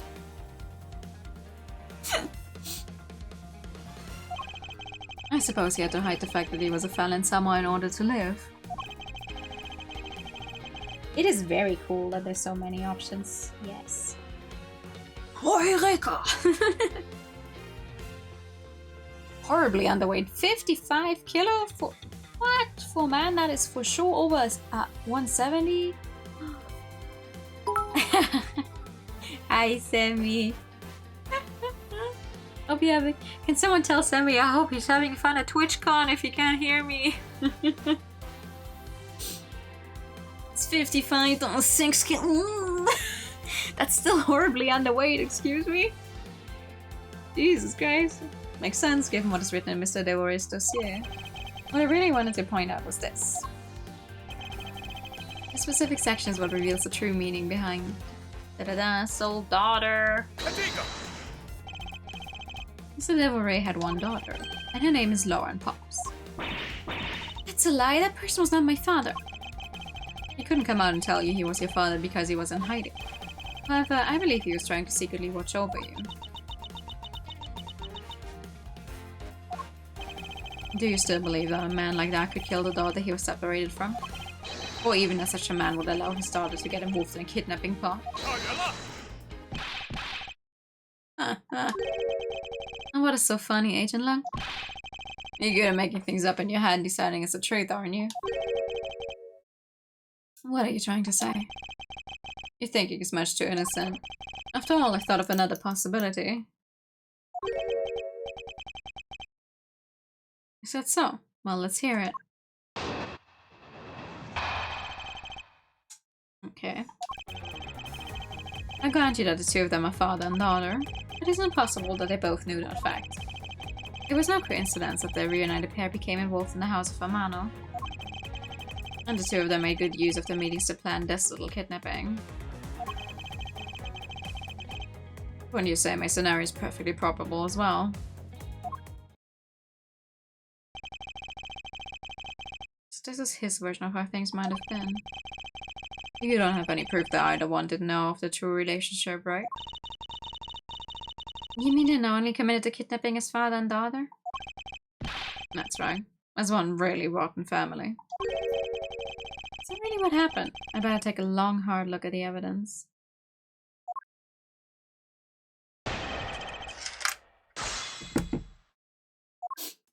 Okay.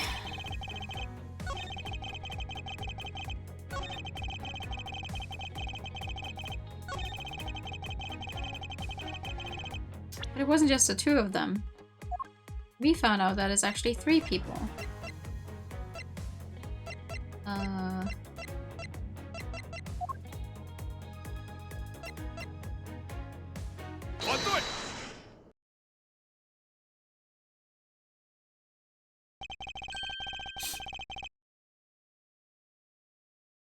Thank you.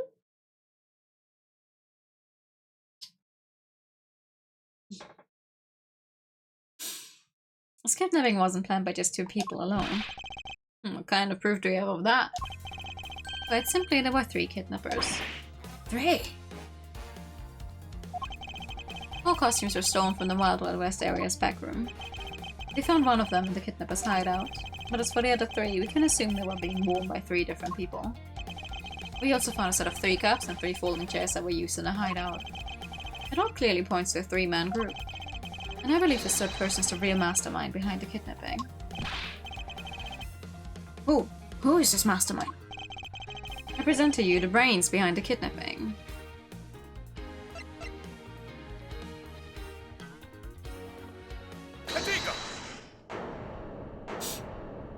Why are you all so shocked? Lance Amano! Yes, the subduction was in fact schemed up by Lance himself. Recall what he said when he appeared before us. You see the faces of your kidnappers? No, I didn't see their faces, but 2. One was a woman. However, there were 3 kidnappers, which is in direct contradiction to what he said. But I know I only saw 2 people. This guy was being held hostage. It's possible he couldn't see all 3 of them. Yes, about when you were being held. I have my doubts about what happened then. Lance, would you mind telling us what happened while you were being held captive?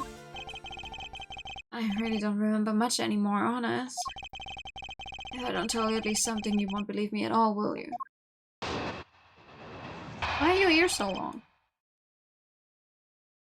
I was kidnapped yesterday morning. They had me shut in a room blindfolded the entire time. The kidnapper suddenly disappeared around the time I heard rain falling outside. My hands were cuffed, but it was a stroke of luck that it left me alone. I made my escape and ran away from the room as fast as I could. Through the underground passageway, I presume? His dad ears are also long. Yeah. Are you okay? Sorry, I really didn't want to recall a horrible ordeal, but... Now you believe me, right? No, not quite yet. How can you not? Why do you look at me with the icy daggers in your eyes? Because he's a prosecutor and because they're all like that. I'll have you know, Agent Lung, a prosecutor's eyes are for discerning the truth. And should they be interpreted to be cruel at times, then so be it. What's his deal with prosecutors? There's a sticking point in Lance's testimony. Let's see what he offers up when I push a little. Let's see.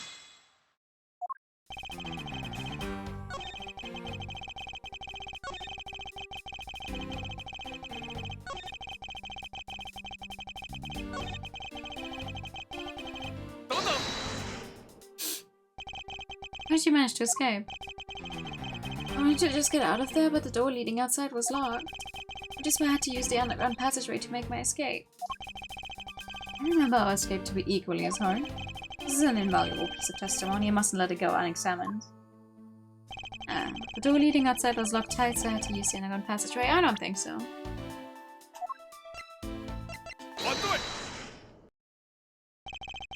You say that the door leading out was locked, but was it really? Oh. We're talking about that room behind the saloon front, right? Look, I heard it took quite a few men to get that thing open. Right, Sheena? Yes, that's correct. And take a look at this. What is that? A sword. It's not an especially reliable one if it's broken like that. Allow me to start from the end. My conclusion is that the door was never locked. It was simply held shut by a sword, which was used to jam the handle. Lance, even though your hands are cuffed together, you could still use them. If that's the case, then why did you not just simply remove the sword and escape? Why didn't I... I was disoriented. Yes, that's it. I didn't notice it. As if I should accept such a bold-faced lie. You locked yourself in a room because you had to make yourself look like the victim. But you did not, in fact, possess the key to the door. That is why you used a prop sword to improvise and create a prison of your very own. It's not a very good locked room, though, if you're the only person who could have locked it from the inside. You've been making this guy out to be one of the kidnappers for some time now. I wonder if you've forgotten something very important along the way. And what would that be? A motive. What else? Do you honestly think that an upright, pure boy like him would hatch up a completely pointless scheme such as kidnapping himself? No. It's true, Sir Lance did indeed have a motive to commit his crime. He needed a lot of money. Quickly. To put it simply, Lance has a very urgent need for money. This is hardly a typical love letter. It is in fact a collections bill. It appears an upstanding boy has accumulated quite a debt. Isn't that right, Lance? It's a very cool sprite. He's not actually locked into these things at all. Looks like it's hard being the son of a rich man, too. Must be rough when you have to resort to stealing from your own old man, huh? Alright, I give up. Why is he not as sharp? Not as crisp? His sprite is not as crisp as Kay's is. I doubted myself. Lance! Oh my god. It's over, Lolly. In this life, we really are bound to our fates after all. All I wanted was to go with you to a new town, somewhere where no one would know us. I wanted us to be well over the 1 million, but now the dream is over. Oh, Lance. Then you're giving yourself up? Yes, I planned to run away from this world with my Lolly. Lolly even helped those the plan, but then he had to go and stab us in the back. He turned on you. Maybe you didn't want to split the ransom money, that's my guess. Happened almost right after you made the drop-off. When we were alone, he attacked me all of a sudden. brief struggle, I was able to contain him and keep him under control. We left him inside the room as Lolly and I made our escape. We wore different costumes and split up. Lolly left first in a blue badger costume. That way me and the person Officer Meekin saw was Miss Pops. Right then, the old man just had to wake up. I was careless and he tackled me pretty hard from behind. Then Oliver put on a bad badger costume, took the suitcase with $1 million and ran. I contacted Lolly right away and warned her that he had a gun. I had no idea that they were related, so I thought that it could only end badly. I still don't believe it. That person was not my father. Because if he was, I just killed my own father. Lolly, then it really was you? What's happening here? These games are sad! That was not my fault, I mean, because at the stadium, there was a bad badger pulling a suitcase with the $1 million in it. But that badger pointed his gun at me, aiming to shoot me dead. That's why I used the gun I got from Lance. It was a gunshot. The other person crumbled to the ground and I ran, scared for my life. I mean, we had 2 bad badger costumes missing, so it could have been someone else in a bad badger costume.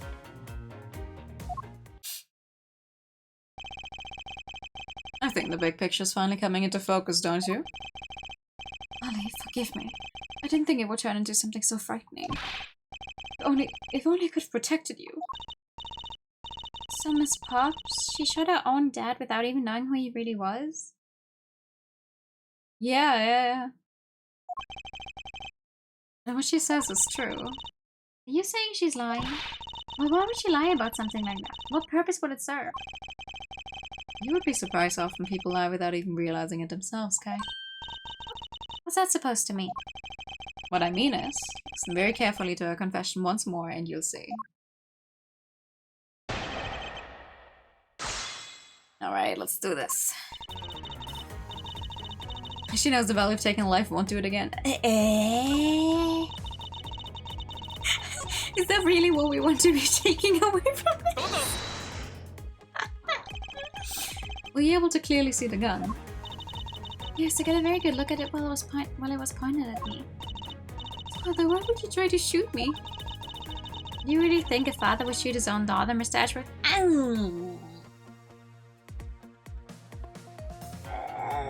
That depends on what universe we're in. But let's believe in the good of people, so generally, no, I don't think a father would shoot his own daughter.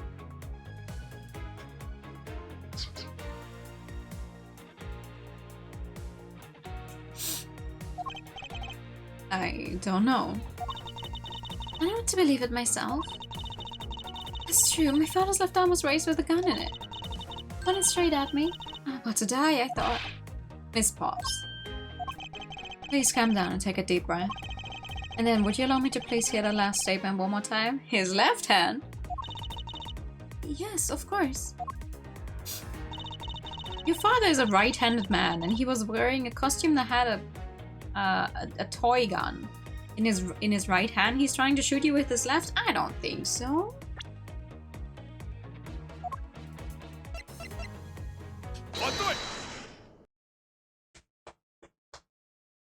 You talk perfect in this day. I have here a dossier on your father. And according to this, your father was right-handed. Then the person pointing a gun at you from atop the stage was not Mr. Deacon. Hold on there, Mr. Prosecutor. I think you need to take a refresher course. The bad badger has a model gun attached to his right hand, which is why the only hand he could have had the real gun with was his left. Isn't it possible that it went down like that? Agent Lang, were you paying attention to what Miss Pops was saying?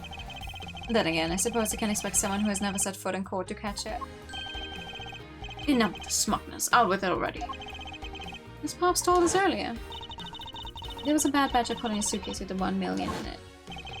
And according to you, the bad badger had the gun in his left hand, which would mean that he was pulling the suitcase with his right hand. Is that correct, Miss Pops? Yes, exactly. And I'm sure it was a bad badger. It had those huge sunglasses on its face. But if that's the case, even I could say there's a huge contradiction. Yes, Miss Pops claims to have seen the bad badger, and yet the bad badger had both of his hands full. These two pieces of information contradict each other, so one must be wrong. No, I mean... There's hold on.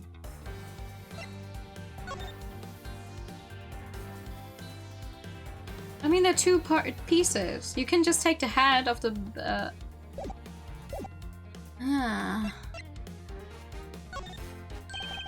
They're both correct. Impossible. That just leaves us with an irresolvable contradiction. Pop's entire statement rests on the fact that she saw his sunglasses in bed. What if the Bad Badger wasn't wearing pants on his lower hull? This proves that there was a way for the Bad Badger to freely use both of his hands.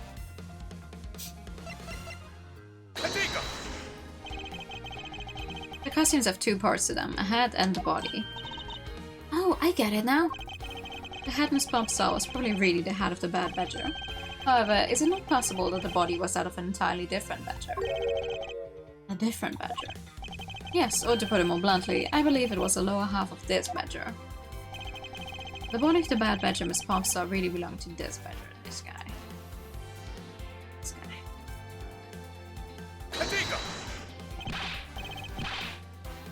The heck is it? It's a proto-badger. Yes, it's a simple matter of process of elimination. Miss Plops was wearing the blue badger's costume, so we can eliminate that one. And the pink badge is of the warm color, which would have been incredibly obvious. All that's left is the proto-badger's costume. Miss Pops, who was the one who wore the proto-badger costume? It would be Lance. Ooh! Are you saying what I think you are? The Lance Amano donned the Bad Badger's hat and pretended to be Mr. Deacon. On top of which he plotted to shoot Miss Pops while wearing the hideous thing. The station setup in the stadium was nothing more than that, a setup. And its purpose was to lead Miss Pops into believing she had committed murder.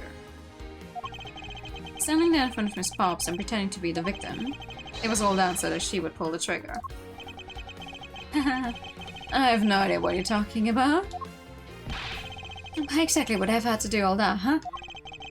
There's but one reason, Lance Amano. You are the real culprit behind the murder of Mr. Oliver Deacon. What? Oh. That's slander. Take it back. Take it back right now. Just out of curiosity, Lance, which is your dominant hand? I'm left-handed, but what does it have to do with anything? It depends. According to Miss Pops, her attacker held a gun in his left hand. Who is one-handed doesn't prove a thing. And besides, now you're just being absurd. It's not like the proto-badger is bulletproof. One misfire and he would have found himself dead, right? Of course, logically, if he had been shot, he probably wouldn't be here with us. But I believe he had thought of that as well and prepared accordingly. And this should be all the evidence you need. This is how Lance made sure that he wouldn't be hit by a bullet. He gave her a gun, one of the model guns. She did say she got the gun from him, right? We found one half of a Bad Badger costume in the hideout, a broken one. It was not the same one that the victim was wearing, plus it was missing something. And the something is the model gun that the Bad Badger carries, which can fire blanks. What? Miss Pops, where's the gun you use now? I threw it away into the sea. That makes it a bit tough to verify what it was. Although I believe that we can safely assume that it was the model gun in question. I've heard enough. All you've been spouting so far is pure conjecture. I admit that as long as the model gun is lost to us, I can't prove I'm right. However, I can say that the probability that I'm right is very high. No, actually, you are Ashworth. Right is out there on a boat. I'm not otherwise present in this game. Alright, let's pretend that you're right and that the murder at the stadium was a fabrication. In our case, where do you think the murder really took place, Mr. Prosecutor? I don't know yet. I knew you were full of it. Right is out of his daughters. However, I do believe that the murder took place during an earlier time frame.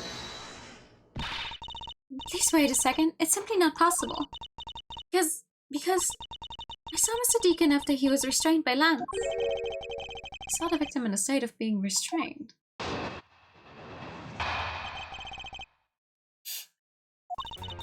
I came back to the hideout long after the other two. By that time, Lance had already subdued and restrained Mr. Deacon. He had tied Mr. Deacon securely to the beam in the room next door. After that, the two of us put on our costumes and made our escape. Oh. So Mr. Deacon must have escaped after the two of you left, right? We thought it'd attract too much attention if you left together, so I left first. We planned to meet up again at the stage in the stadium. But then, as I was walking through the park, I got a call from Lance on my cell phone. Oliver managed to escape. It looked like he was waiting until I was alone. He also stole the gun from me at the time. And then the murder happened. Mr. Deacon must have overheard the plan to meet up at the stage. Well, Mr. Prosecutor, Miss Pop saw the victim with her own eyes. Which means that the victim was still alive at that time, wouldn't you agree? Why does it sound wrong to me? There must be something amiss about this account. Let's see what happens when I examine it in more detail.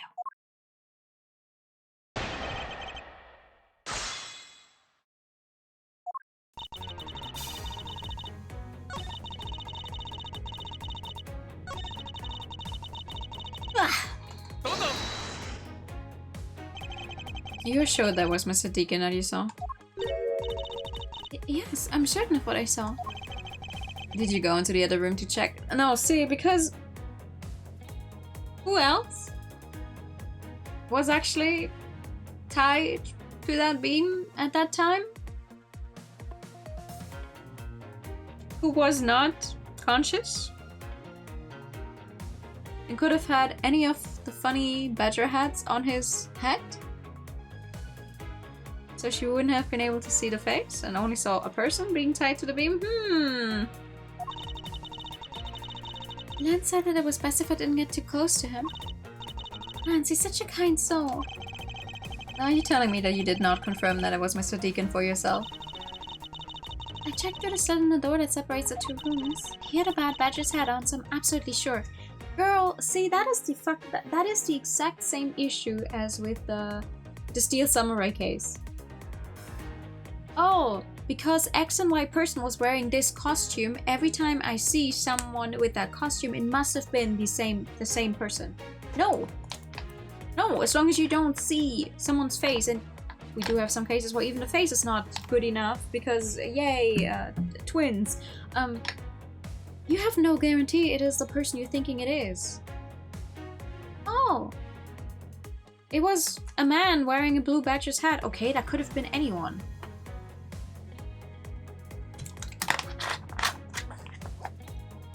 And in this case, it was most likely Edgeworth. Which means this person covering his face is him. Yeah, that's so stupid. It just had to be Mr. Deacon. You saw a bad badger hat. Girl, are you fucking kidding me?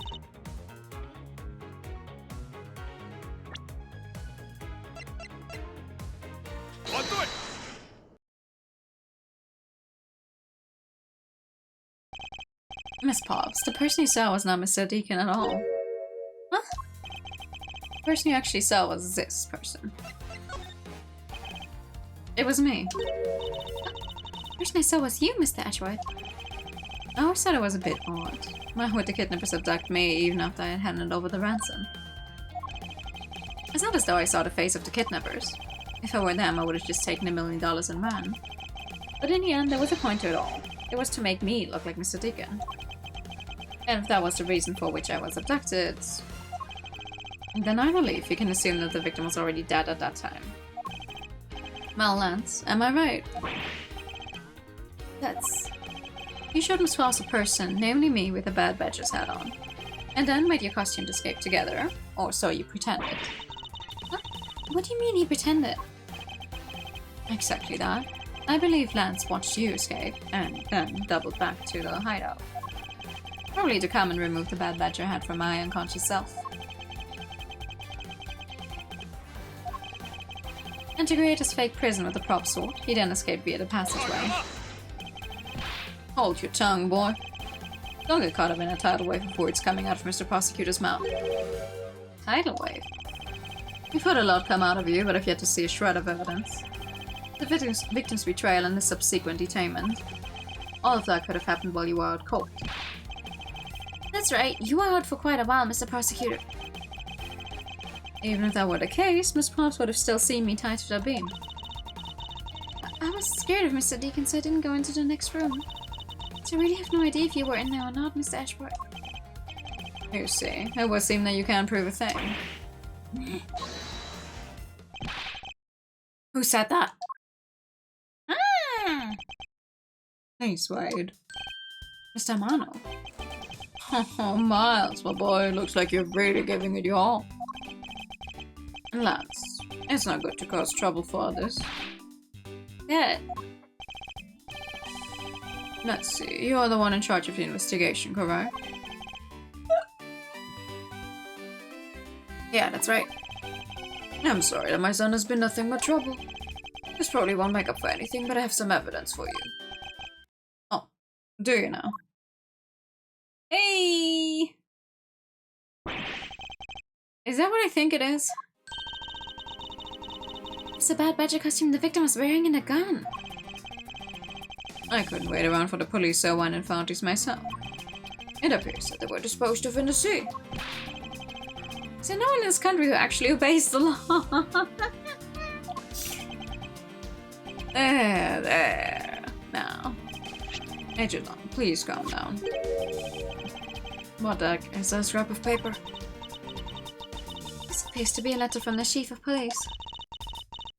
Please allow Mr. Amano complete freedom to do as he sees fit, it says. What? The chief of police? What the? Who does he think he is?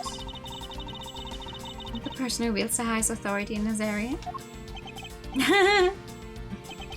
There, now. Why do you talk so slowly? There's no need to be so upset. I'm not a cop from this land, so I'm not bound by the laws of your country. No. This wasn't meant to strong arm you into anything, it's just a request. I'm only asking that you please respect the laws of the land. Say no to that. However, return to the topic at hand. Doesn't matter who found the evidence, its value remains unchanged. Alright, now let's take a look at this new evidence. I've already got the results back. At a special forensics research lab that I'm on good terms with conducting tests. They verified that the blood in this costume belonged to Oliver. As for the gun, the only fingerprints I could find were yours, Lauren. What? You disappoint me, Miles. I can't believe that you would cause my son such stress and heartache. If your son is a murderer, he's gonna get even more stress and heartache. Fuck that guy. Thank goodness I was able to find the final pieces of evidence. With this, you have no reason left to push my poor boy around. That's it. These are the case-making pieces of evidence. I'll be the judge of that.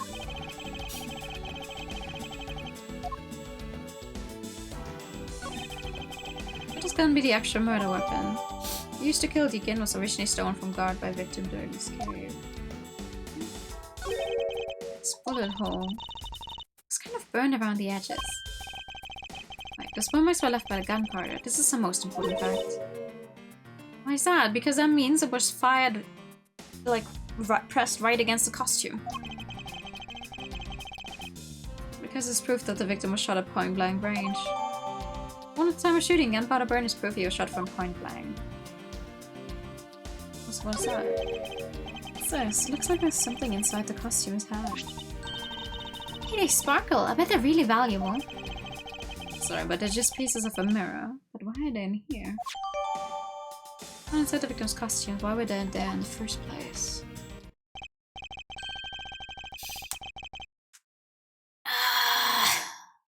Well, that is not the most definitive pieces of evidence you've ever seen. Thank you, Dad. This should be enough to convince even Mr. Ashworth over there. No. Make no mistake, there are fingerprints on a murderer's gun. And it proved there was Lolly who killed Oliver. Oliver was also after Lolly's life. So Mr. Ashworth, even you must see that Lolly was only acting in self-defense. No, I think you're full of shit. The fingerprints on the weapon, huh? Oh no, this isn't helpful at all. Look, Mr. Ashworth, all I want to do is save Lolly. In the end, all I can do is watch on as she takes the punishment for her crimes. That may be all you can do, however, I still have a case to solve and a job to do. The job of unraveling your insidious lie. You won't me. Why won't you believe me even in the face of all this evidence? Don't worry, we'll get there soon.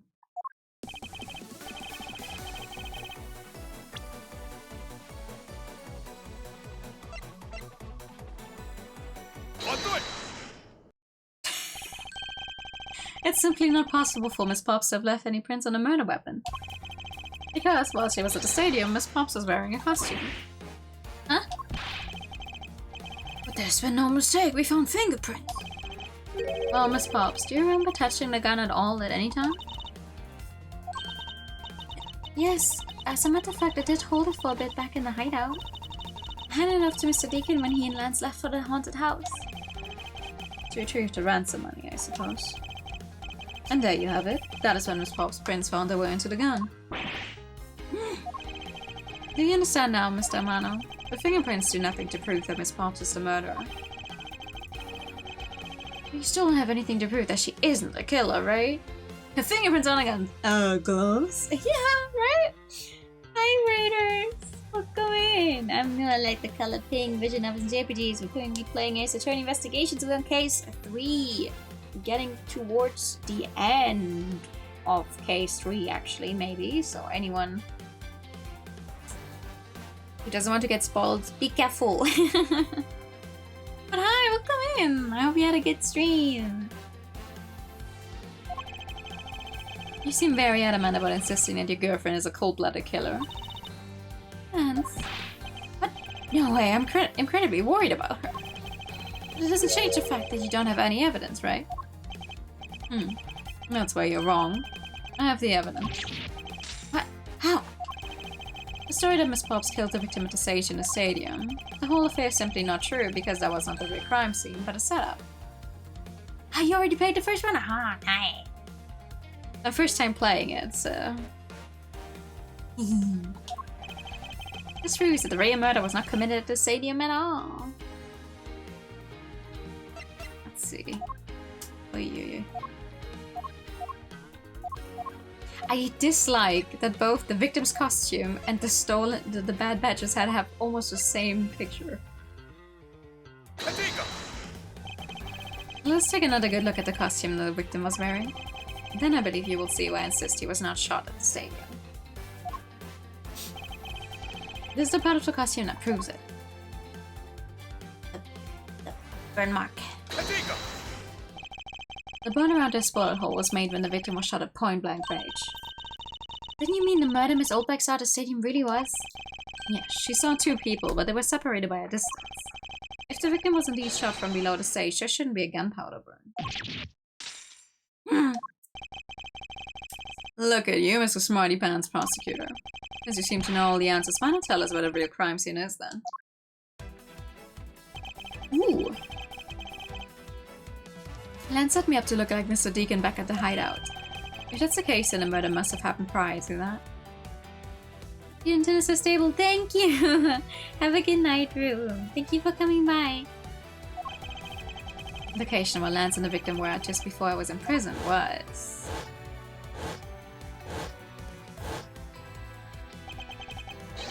Got it. I know the real scene of the murder. The real location which Mr. Deacon was killed was here. At the haunted house.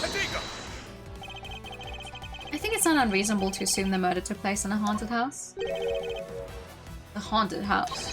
Yes, and I have proof that it is highly likely that the victim was killed there. What proves that the real scene of the crime was the haunted house? A mirror fragment. These were inside the costume the victim was wearing. The fragments of a mirror. A mirror? What does it have to do with anything? Indeed, you don't exactly expect to find pieces of a mirror inside a costume. Yeah, that's actually pretty dangerous. No, but there's one place I can think of where there's a plethora of mirror fragments. And that is the haunted house. Lance Amano, I propose that you killed Mr. Deacon with the revolver in the haunted house. After that, you stole the Blue Badger mobile to move his body to the Wild Wild West area. The timing of when the Blue Badger mobile was stolen confirms this as a fact. Miles, my boy, say no more. I'm sorry, Mr. Amano, but I cannot do that. Be quiet. Yes, please do something. Stop that boy from speaking any more nonsense. Ernest Amano, correct? I meant you. Now be quiet, Gramps. How dare you? I don't need words. The only thing I require is evidence. Decisive evidence. And to call these mirror bits decisive is a bit too presumptuous, Mr. Prosecutor. What? Sheena, wasn't there a mirror in the kidnapper's hideout? Yes, there was a mirror there.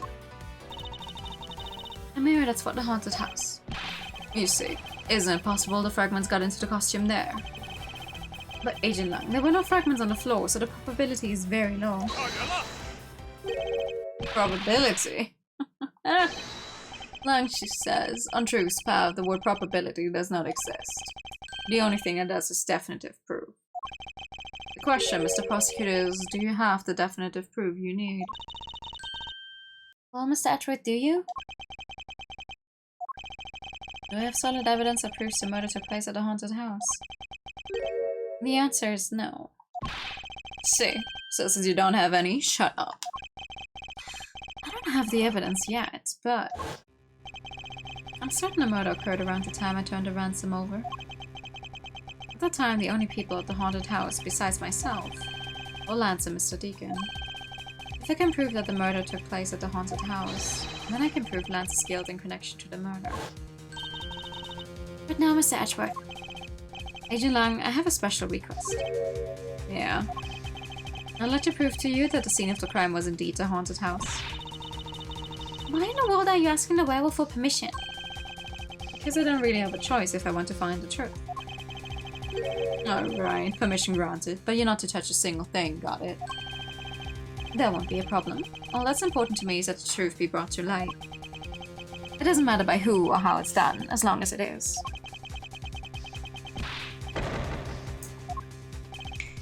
Gina. I'm here. Put in the paperwork for the authorization immediately. Understood. I'll go get the Gatewater Group's approval. Who was that? No. Let's hold on for a second. There's no need to obtain approval. Mr. Amano. Agent Lang, if you would please take a look at this. What is this? Sheena. Can he not read it? Like, he speaks the language, but he can't read it? Is that...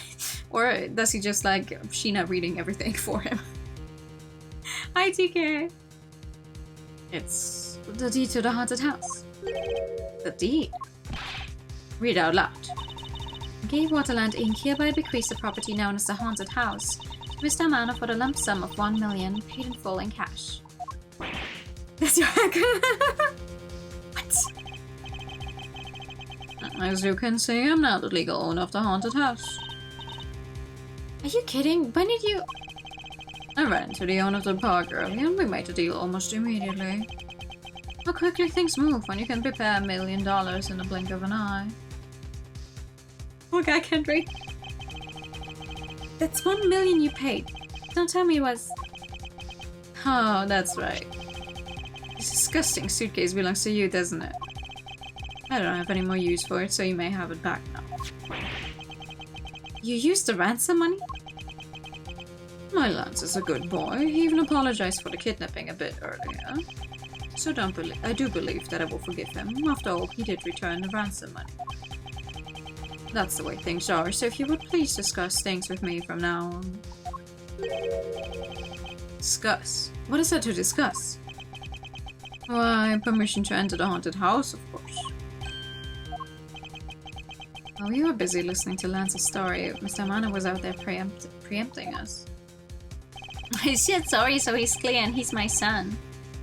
Permission to search the haunted house is denied. End of discussion. Agent Lang, I want you to arrest that girl. And Miles, you should hurry on home now, my boy, before I really lose my temper.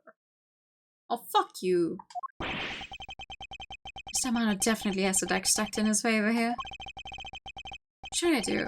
If I leave it like this, the truth will be lost forever. Oh, my son could never do anything wrong. Your son is a giant baby, probably had everything given to him in his life and still managed to rack up a debt that he would try to kidnap himself to get ransom money from you. Even if he didn't kill a guy, he's still not a good person, Jesus. Yeah, right, he was friends with Funkama. I forgot about that until just now, actually. Thank you for reminding me. If I can't get permission to investigate the crime scene, then the truth will be lost. Who keeps saying hold it? Hold it! Hey. Mr. Ashworth, what are you doing spacing out? Have you forgotten? There's only one thing you should do at a time like this. And what is that? When the people in a bind, the hero of justice appears to save the day. Look, you just leave it to me. Find K. Faraday, the second of the great Yatagarasu. I thought you were a thief, not a hero. Yatagarasu is noble and is always a thief of justice. That's... Of course. If you have enough information, I can recreate the inside of the haunted house with this. Thus, if we then factor in everyone's testimony... I can recreate exactly what happened when I dropped off the ransom money. You may be able to figure out some information through this. It's worth a try. We don't even have to go there. Agent Lang. So you want to use a little toy and be my guest. Okay, hang on. You're all about to witness the true power of a real modern-day Robin Hood. Detective Gumshoe, is there a copy of the haunted house's blueprint among the police's reference documents? Yes, sir. We got it just in case we need it for the kidnapping case. Alright, I'll input the haunted house data then. Hell yeah! What is this? Where are we? It's like we're inside the haunted house. Even if we can't expect a relocation itself, the path to the truth slumbers here. Haha, get fucked, rich guy. If I can successfully navigate my way using logic, I'll ultimately arrive at the truth. Imagine if you were a red-green colorblind in this house. Jesus. No, then I believe I'm ready to investigate the crime scene. Okay, what should I recreate first? You haven't figured it out yet. Maybe I have, maybe I haven't, but I'm going to make you do all the hard work. Very well. I'd like to inspect the moment in which I was ambushed by my abductor. You're bringing yellow Mary. The recreation being all green is mostly what is fucking with my brain, not gonna lie, and I'm not colorblind to my knowledge. Two of them were definitely in this place at the time. If I can verify that, it may provide me with a new lead. I had just come out into the hallway after leaving the money inside the dining room. At that time, I saw a badger slumped over on the floor at the end of the hall. What was the badger doing all the way down there? I also thought it strange. However, I thought that maybe it was simply a mannequin that was set there for atmosphere. Do you know which badger it was? No, it was too dark to tell. All I saw was its silhouette. In that case, I guess I'll just program my badger's silhouette in for now. Okay, programming complete.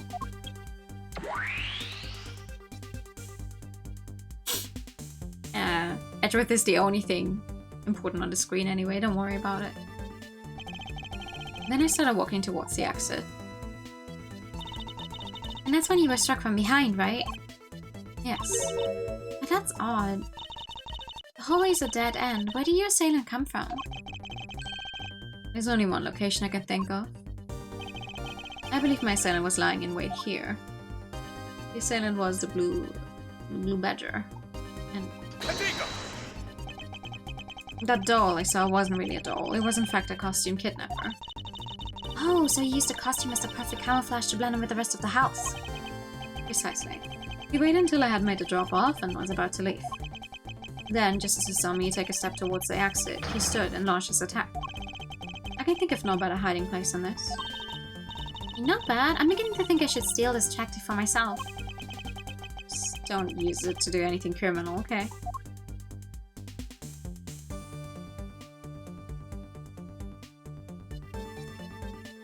Smack. Well, Lance. What are you asking me for? You're son of the kidnappers. I figured I should give you a chance to confess first.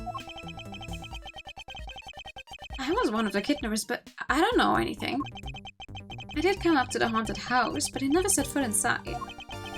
I left Oliver in charge of picking up the ransom money. I didn't set foot inside. Is it telling the truth or is this another lie? Alright, then you claiming that I was Mr. Deacon who assaulted me? Yes, I'm sure it was him. Okay, inputting the new info now. Mr. Deacon was the bad badger, correct? Since the bad badger has a gun attached to his right hand, I have to change it so the weapon is in his left hand.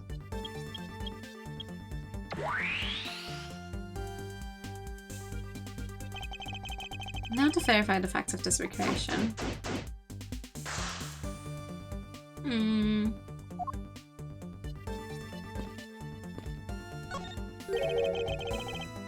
You didn't recreate the weapon. No, I can't exactly recreate something I know nothing about. Tell me, what were you hit with? The attack came from behind, so I have no idea, but I doubt there was someone's bare hands. Okay, then where were you hit? I was hit on the right side of my head, just above my temple. There was a bit of blood, but it wasn't anything serious. Ow, sounds painful. Why are you smirking like that when you say it? It's just your imagination. Now let's see. I wonder if there's anything in the hallway that could have been used as a weapon. Something corporate could have used to hit you with. Oh, probably. A sword like this. I haven't. There was indeed one such object lying here in this hallway. A prop sword. Are you talking about this thing here?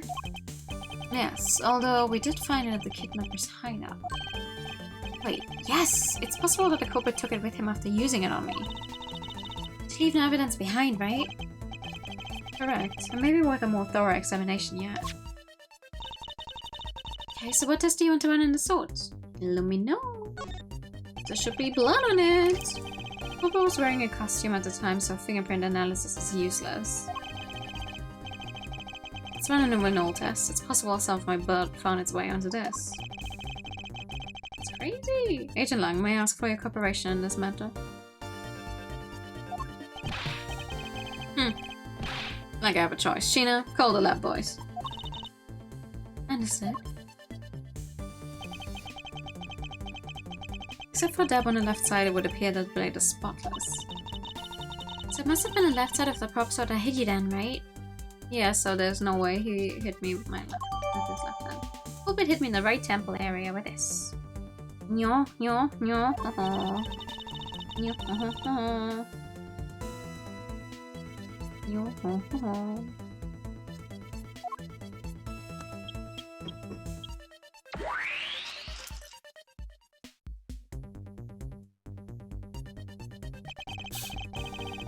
Okay.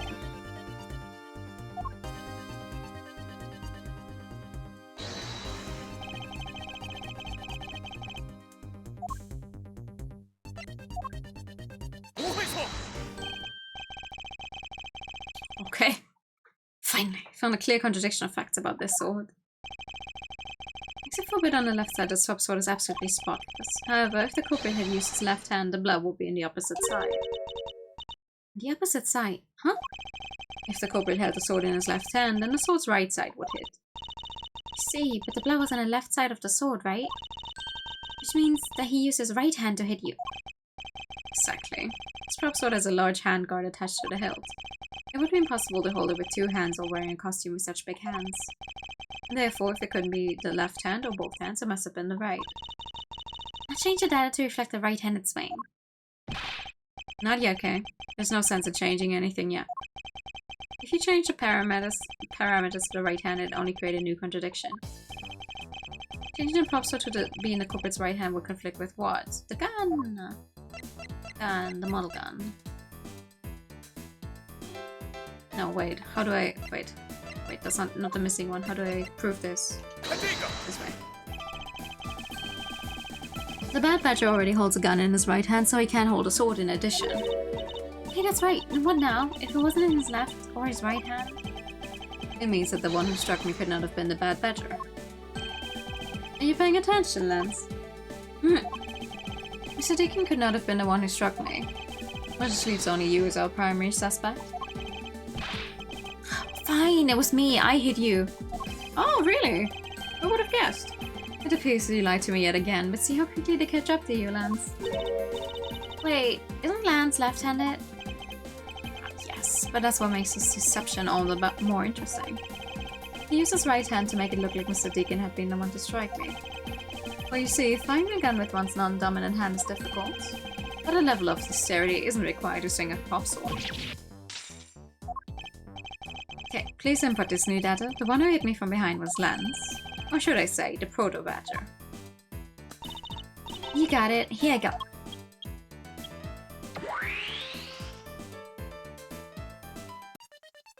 Nice. Very menacing. Now we have a faithful recreation of the situation around the attack on me. Alright, all we have to do is examine this new recreation and... Oh, what exactly so funny, Agent Lang? Not amusing little gadget, it sure packs a punch, right, Sheena? Yes, it was all I could do to hold my Lothar. Hey, don't make fun of little thief, you mean old werewolf. You and Mr. Edgeworth bring out the best in each other.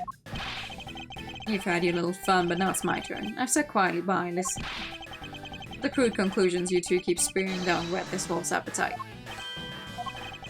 There's no guarantee that your toy will always show the real situation at any given time.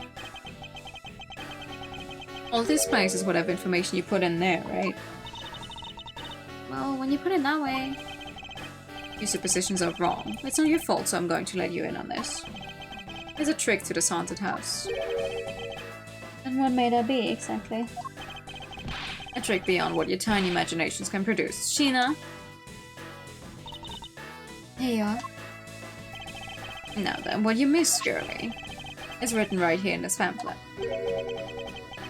7 Wonders of the Haunted House, a disappearing badger. What is this? I say that someone around here is fond of theatrics. And as you can see, they set a doll down at the end of this hallway for that purpose. Basically, the blue badger you saw was just a stupid doll. Map and explanations of park attractions listed.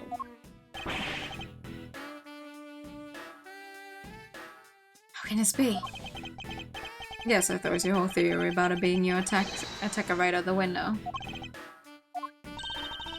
But that can't be right. Maybe the culprit hit the doll somewhere. And then he laid down and pretended to be it instead. If the criminal couldn't even hide himself in the hallway, how could he hide a giant doll? Do you get it now? Thanks to your presumptions, your logic started off weak and led you to the completely wrong conclusion.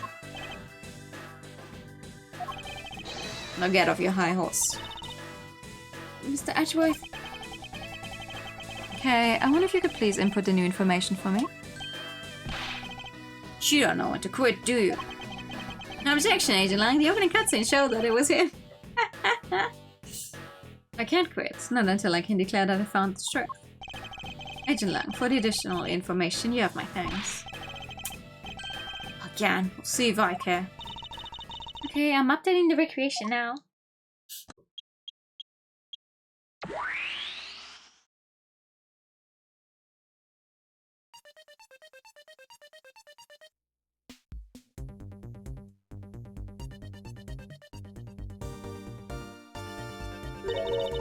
That looks really weird. Look at how it changes from the blue badge into the proto-badge all of a sudden.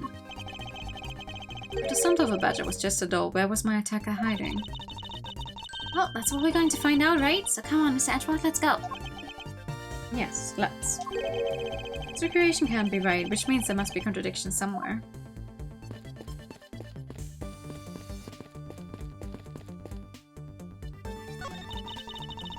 You take a look around, it almost feels more like a house of mirrors.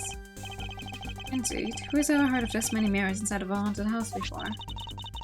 Well, at least we know this is the real crime scene thanks to these mirror shots. A mirror, house, haunted house, hybrid. This place is full of mirrors. What? Like a mirror house, haunted house, hybrid. There we. Oh my god. That took a second too long. Hey wait, these shorts. There's something different about them. No. The ones we found earlier are thicker than the shots from these mirrors on this wall. Look, there's some sort of design on the back too. Pieces from their costume are certainly different from the other mirrors. What does this mean? Could it be that our pieces are not pieces of these mirrors? Different from the mirrors on the walls, very thick and has a design on the back.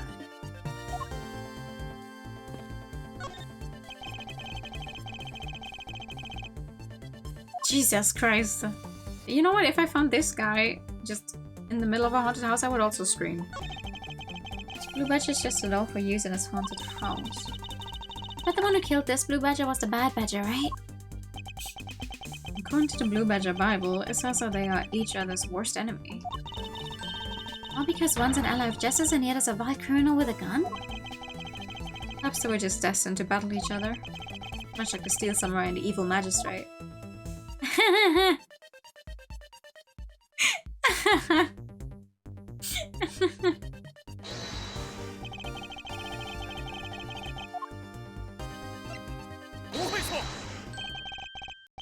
Hold on a second here, there's something wrong with this Blue Badger. Huh? Like what? The way the belt is on him is opposite of how it should be. Did you make a mistake? That can't be. I inputted the image data exactly as it is in the pamphlet. So then why is the Blue Badger dressed up in reverse? Why?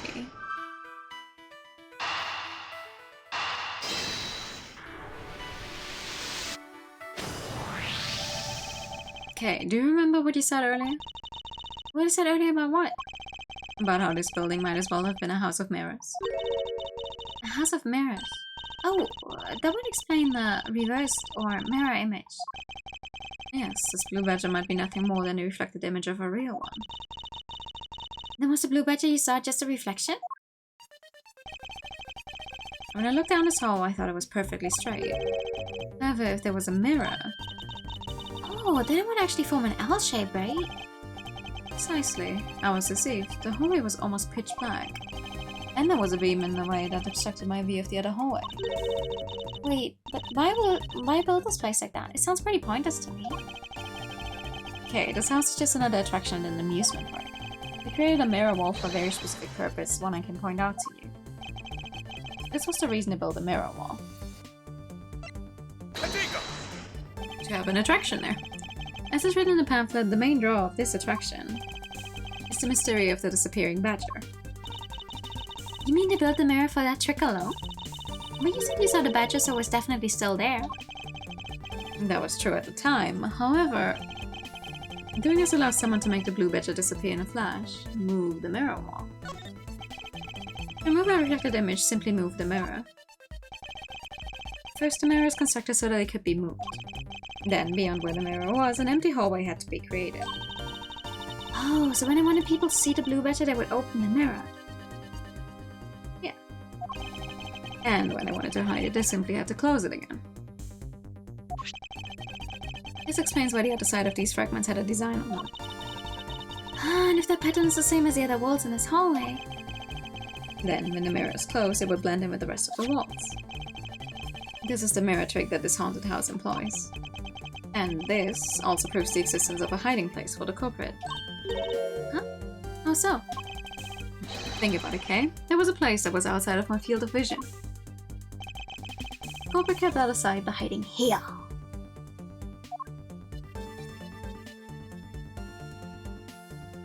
Yeah.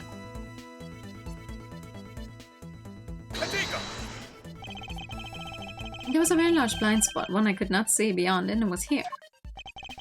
If my assailant hid on the other side of the movable mirror, then you wouldn't be able to see him. You didn't even need to do anything to the blue badger doll. Exactly. All he had to do was wait for me at the other side of the mirror. Wait, hold on. I just thought of something. Yes. Well, shouldn't the mirror wall be broken right now in reality? Since we have a few shards of it, we can probably assume it is. Yes, it most definitely is broken. The question is, when was it broken? Since we found these inside the victim's costume, that would mean that the victim was there when the mirror was broken. Wait, that sounds... Leave the money and go now.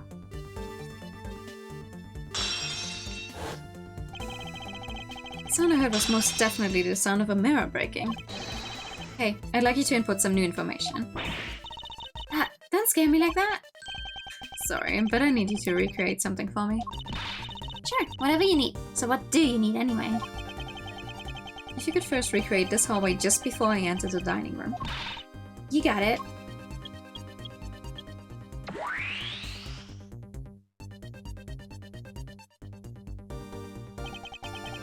Now this, I believe this is how it was right before I entered the dining room. All at the time, I thought it was but a single straight hallway. And then I went inside. It was around then that I heard the sound of a mirror shattering. You heard what? Then... Yes, I believe it was then that the mirror was broken. Okay, so then when you stepped outside into the hallway again... The mirror wall should no longer exist. Okay, please recreate that. Got it. We're doing it!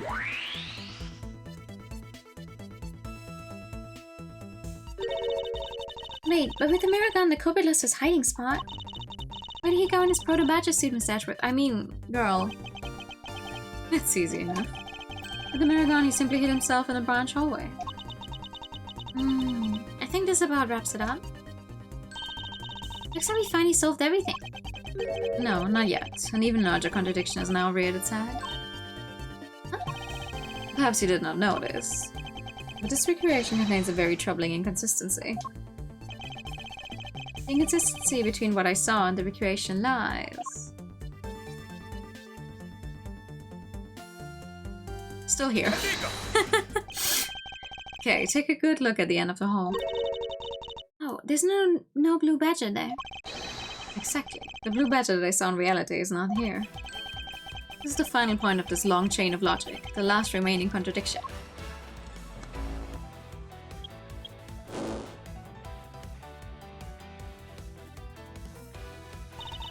So let me get this straight. When you came out of the dining room, you saw a badger, right? And that is precisely where the final contradiction lies. Something that shouldn't exist was there before me. Who or what do you suppose it was? I believe this is the real identity of our mystery badger.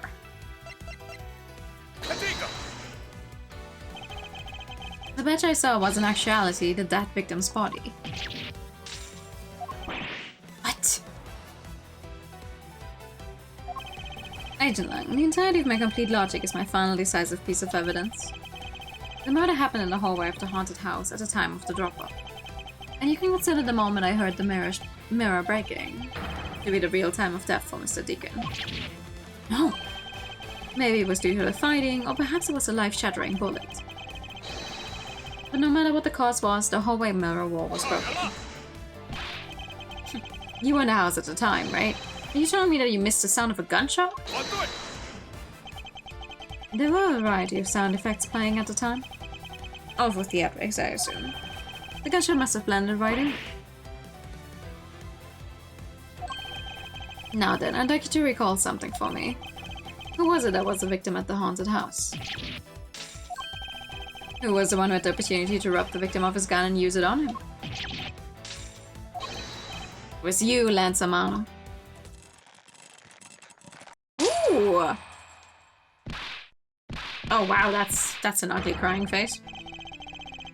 I'm sorry. You killed a man.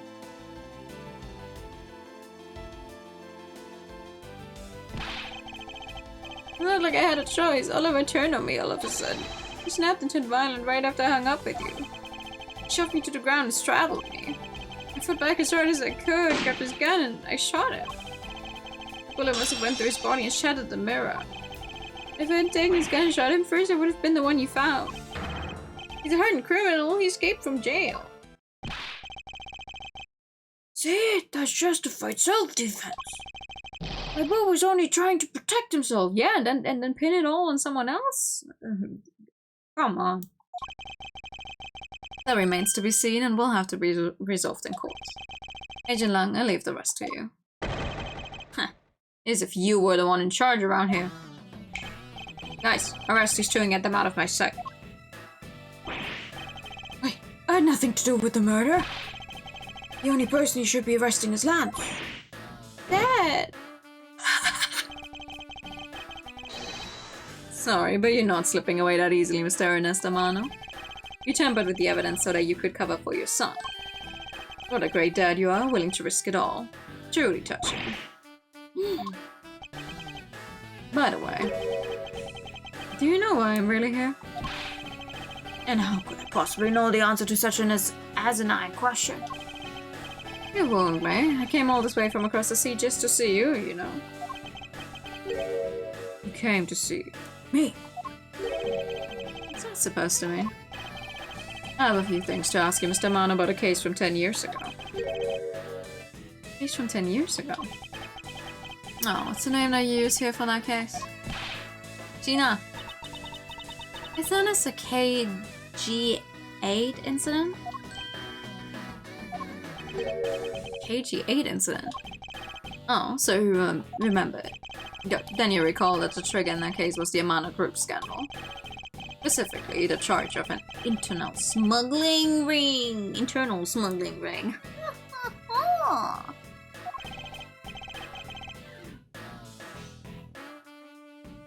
Smuggling, there's that word again. At the time, the person who was arrested as the ringleader was Mr. Amano's very own secretary, Mr. Colin Devoret. Father.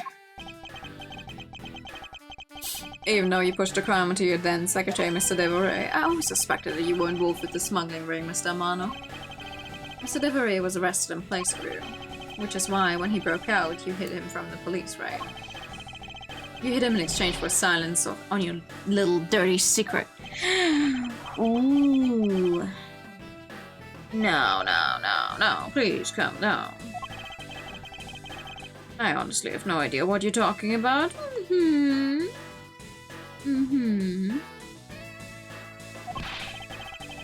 Pretend to be ignorant all you want. We're taking you down to the precinct anyway for a nice long chat. Oh. Wait, who said hold it this time? What the? Who the heck was that? Eh? I'll take him down to the precinct if you don't mind. And who the heck are you? I'm Jack Portman, and I'm the prosecutor in charge of this case. Why do you still have a job?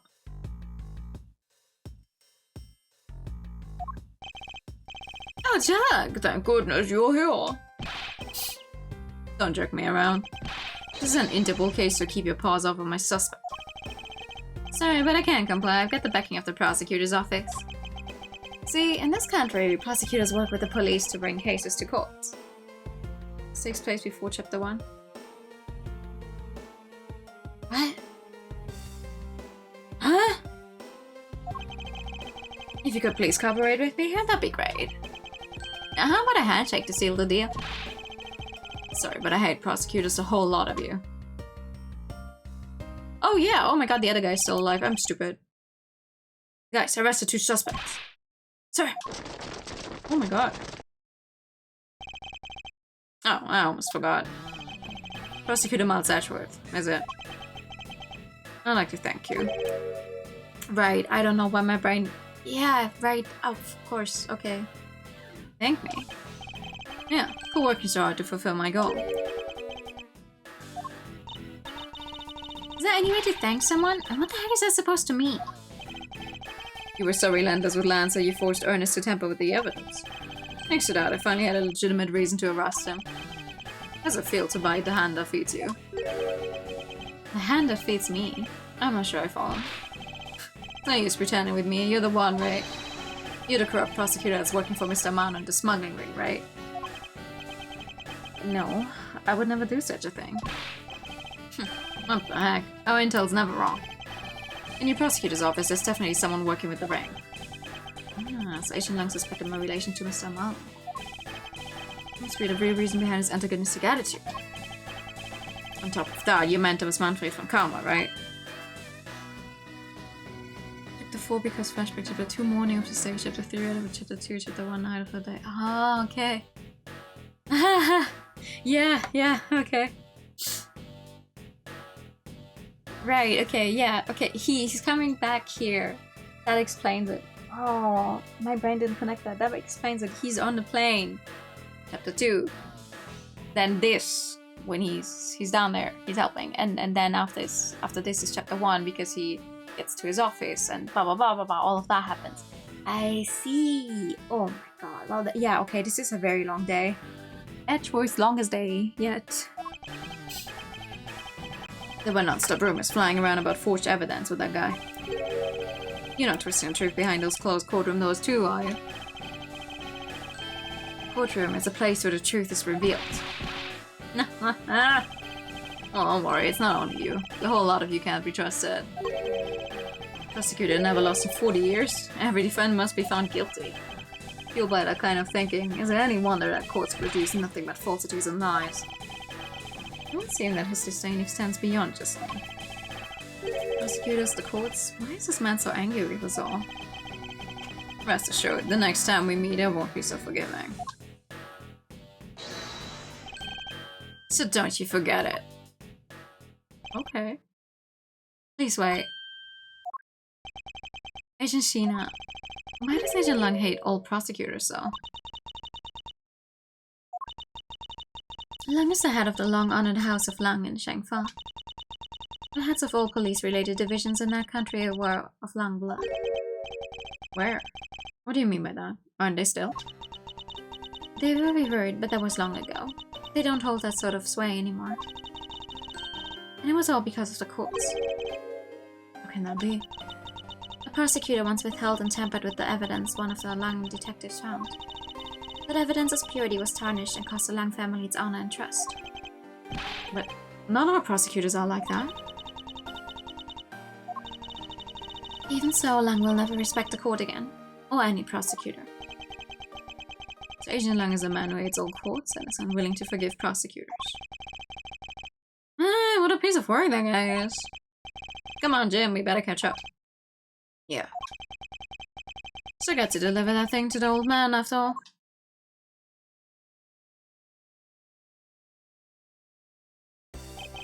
Detective Gumshoe, I believe it's time we wrapped up and headed out ourselves. Yeah. Are you going home, Mr. Ashworth? No, I've done nothing but be entangled in one mess after another since my return. If it's alright with you, can you drop me off at my office? No problem, sir. Excuse me? Yes, what is it? Thank you very much. It's okay, no need to thank me, pal. Just doing my job as a detective. Guess I was fooled pretty badly by Lance. Cruel fate, what's a woman to do when she's been hurt by the one she loves? I think I never realized my father was right there. I never said anything to him. I knew it, I'm a failure. She goes again, talking to herself. Miss Pops. I wonder if you know why your father participated in the kidnapping? No, I have no idea. Your father died while he was trying to stop Lance, which means that from the beginning he had no interest in the staged self-abduction. Wait, then why did he... I believe it was because of your presence, Miss Pops. Me? Lance realized that the two of you were related, which is why he used you as a hostage to coerce Mr. Devilray into cooperating. Father. As a felon, he could not tell you of his real relation to you. However, as the Amano family butler, at the very least, he was able to watch over you. It was all he could do, but that was the shape of his overflowing love for you. Of course they are connected, why wouldn't they be? Go on, speak your mind. That is... Thank you very much.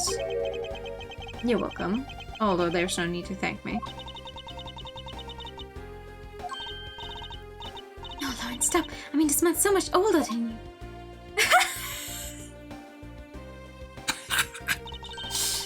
Looks like you've completely stolen her away, Mr. Edgeworth.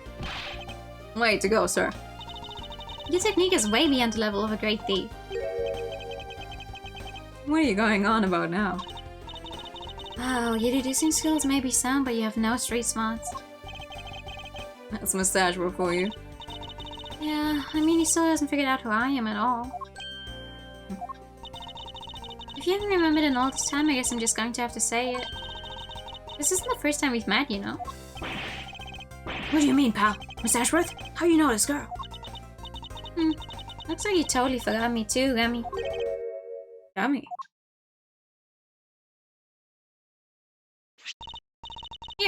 Maybe this will jog your memories. I promise I return this to you one day, remember? Nuts. A single piece of cloth took me back far into my past. To that fateful day 7 years ago, when I first met the then child, Kay. And Detective Gumshoe. Dun dun dun dun dun. But not this time. Not this time. It's going to be our next case.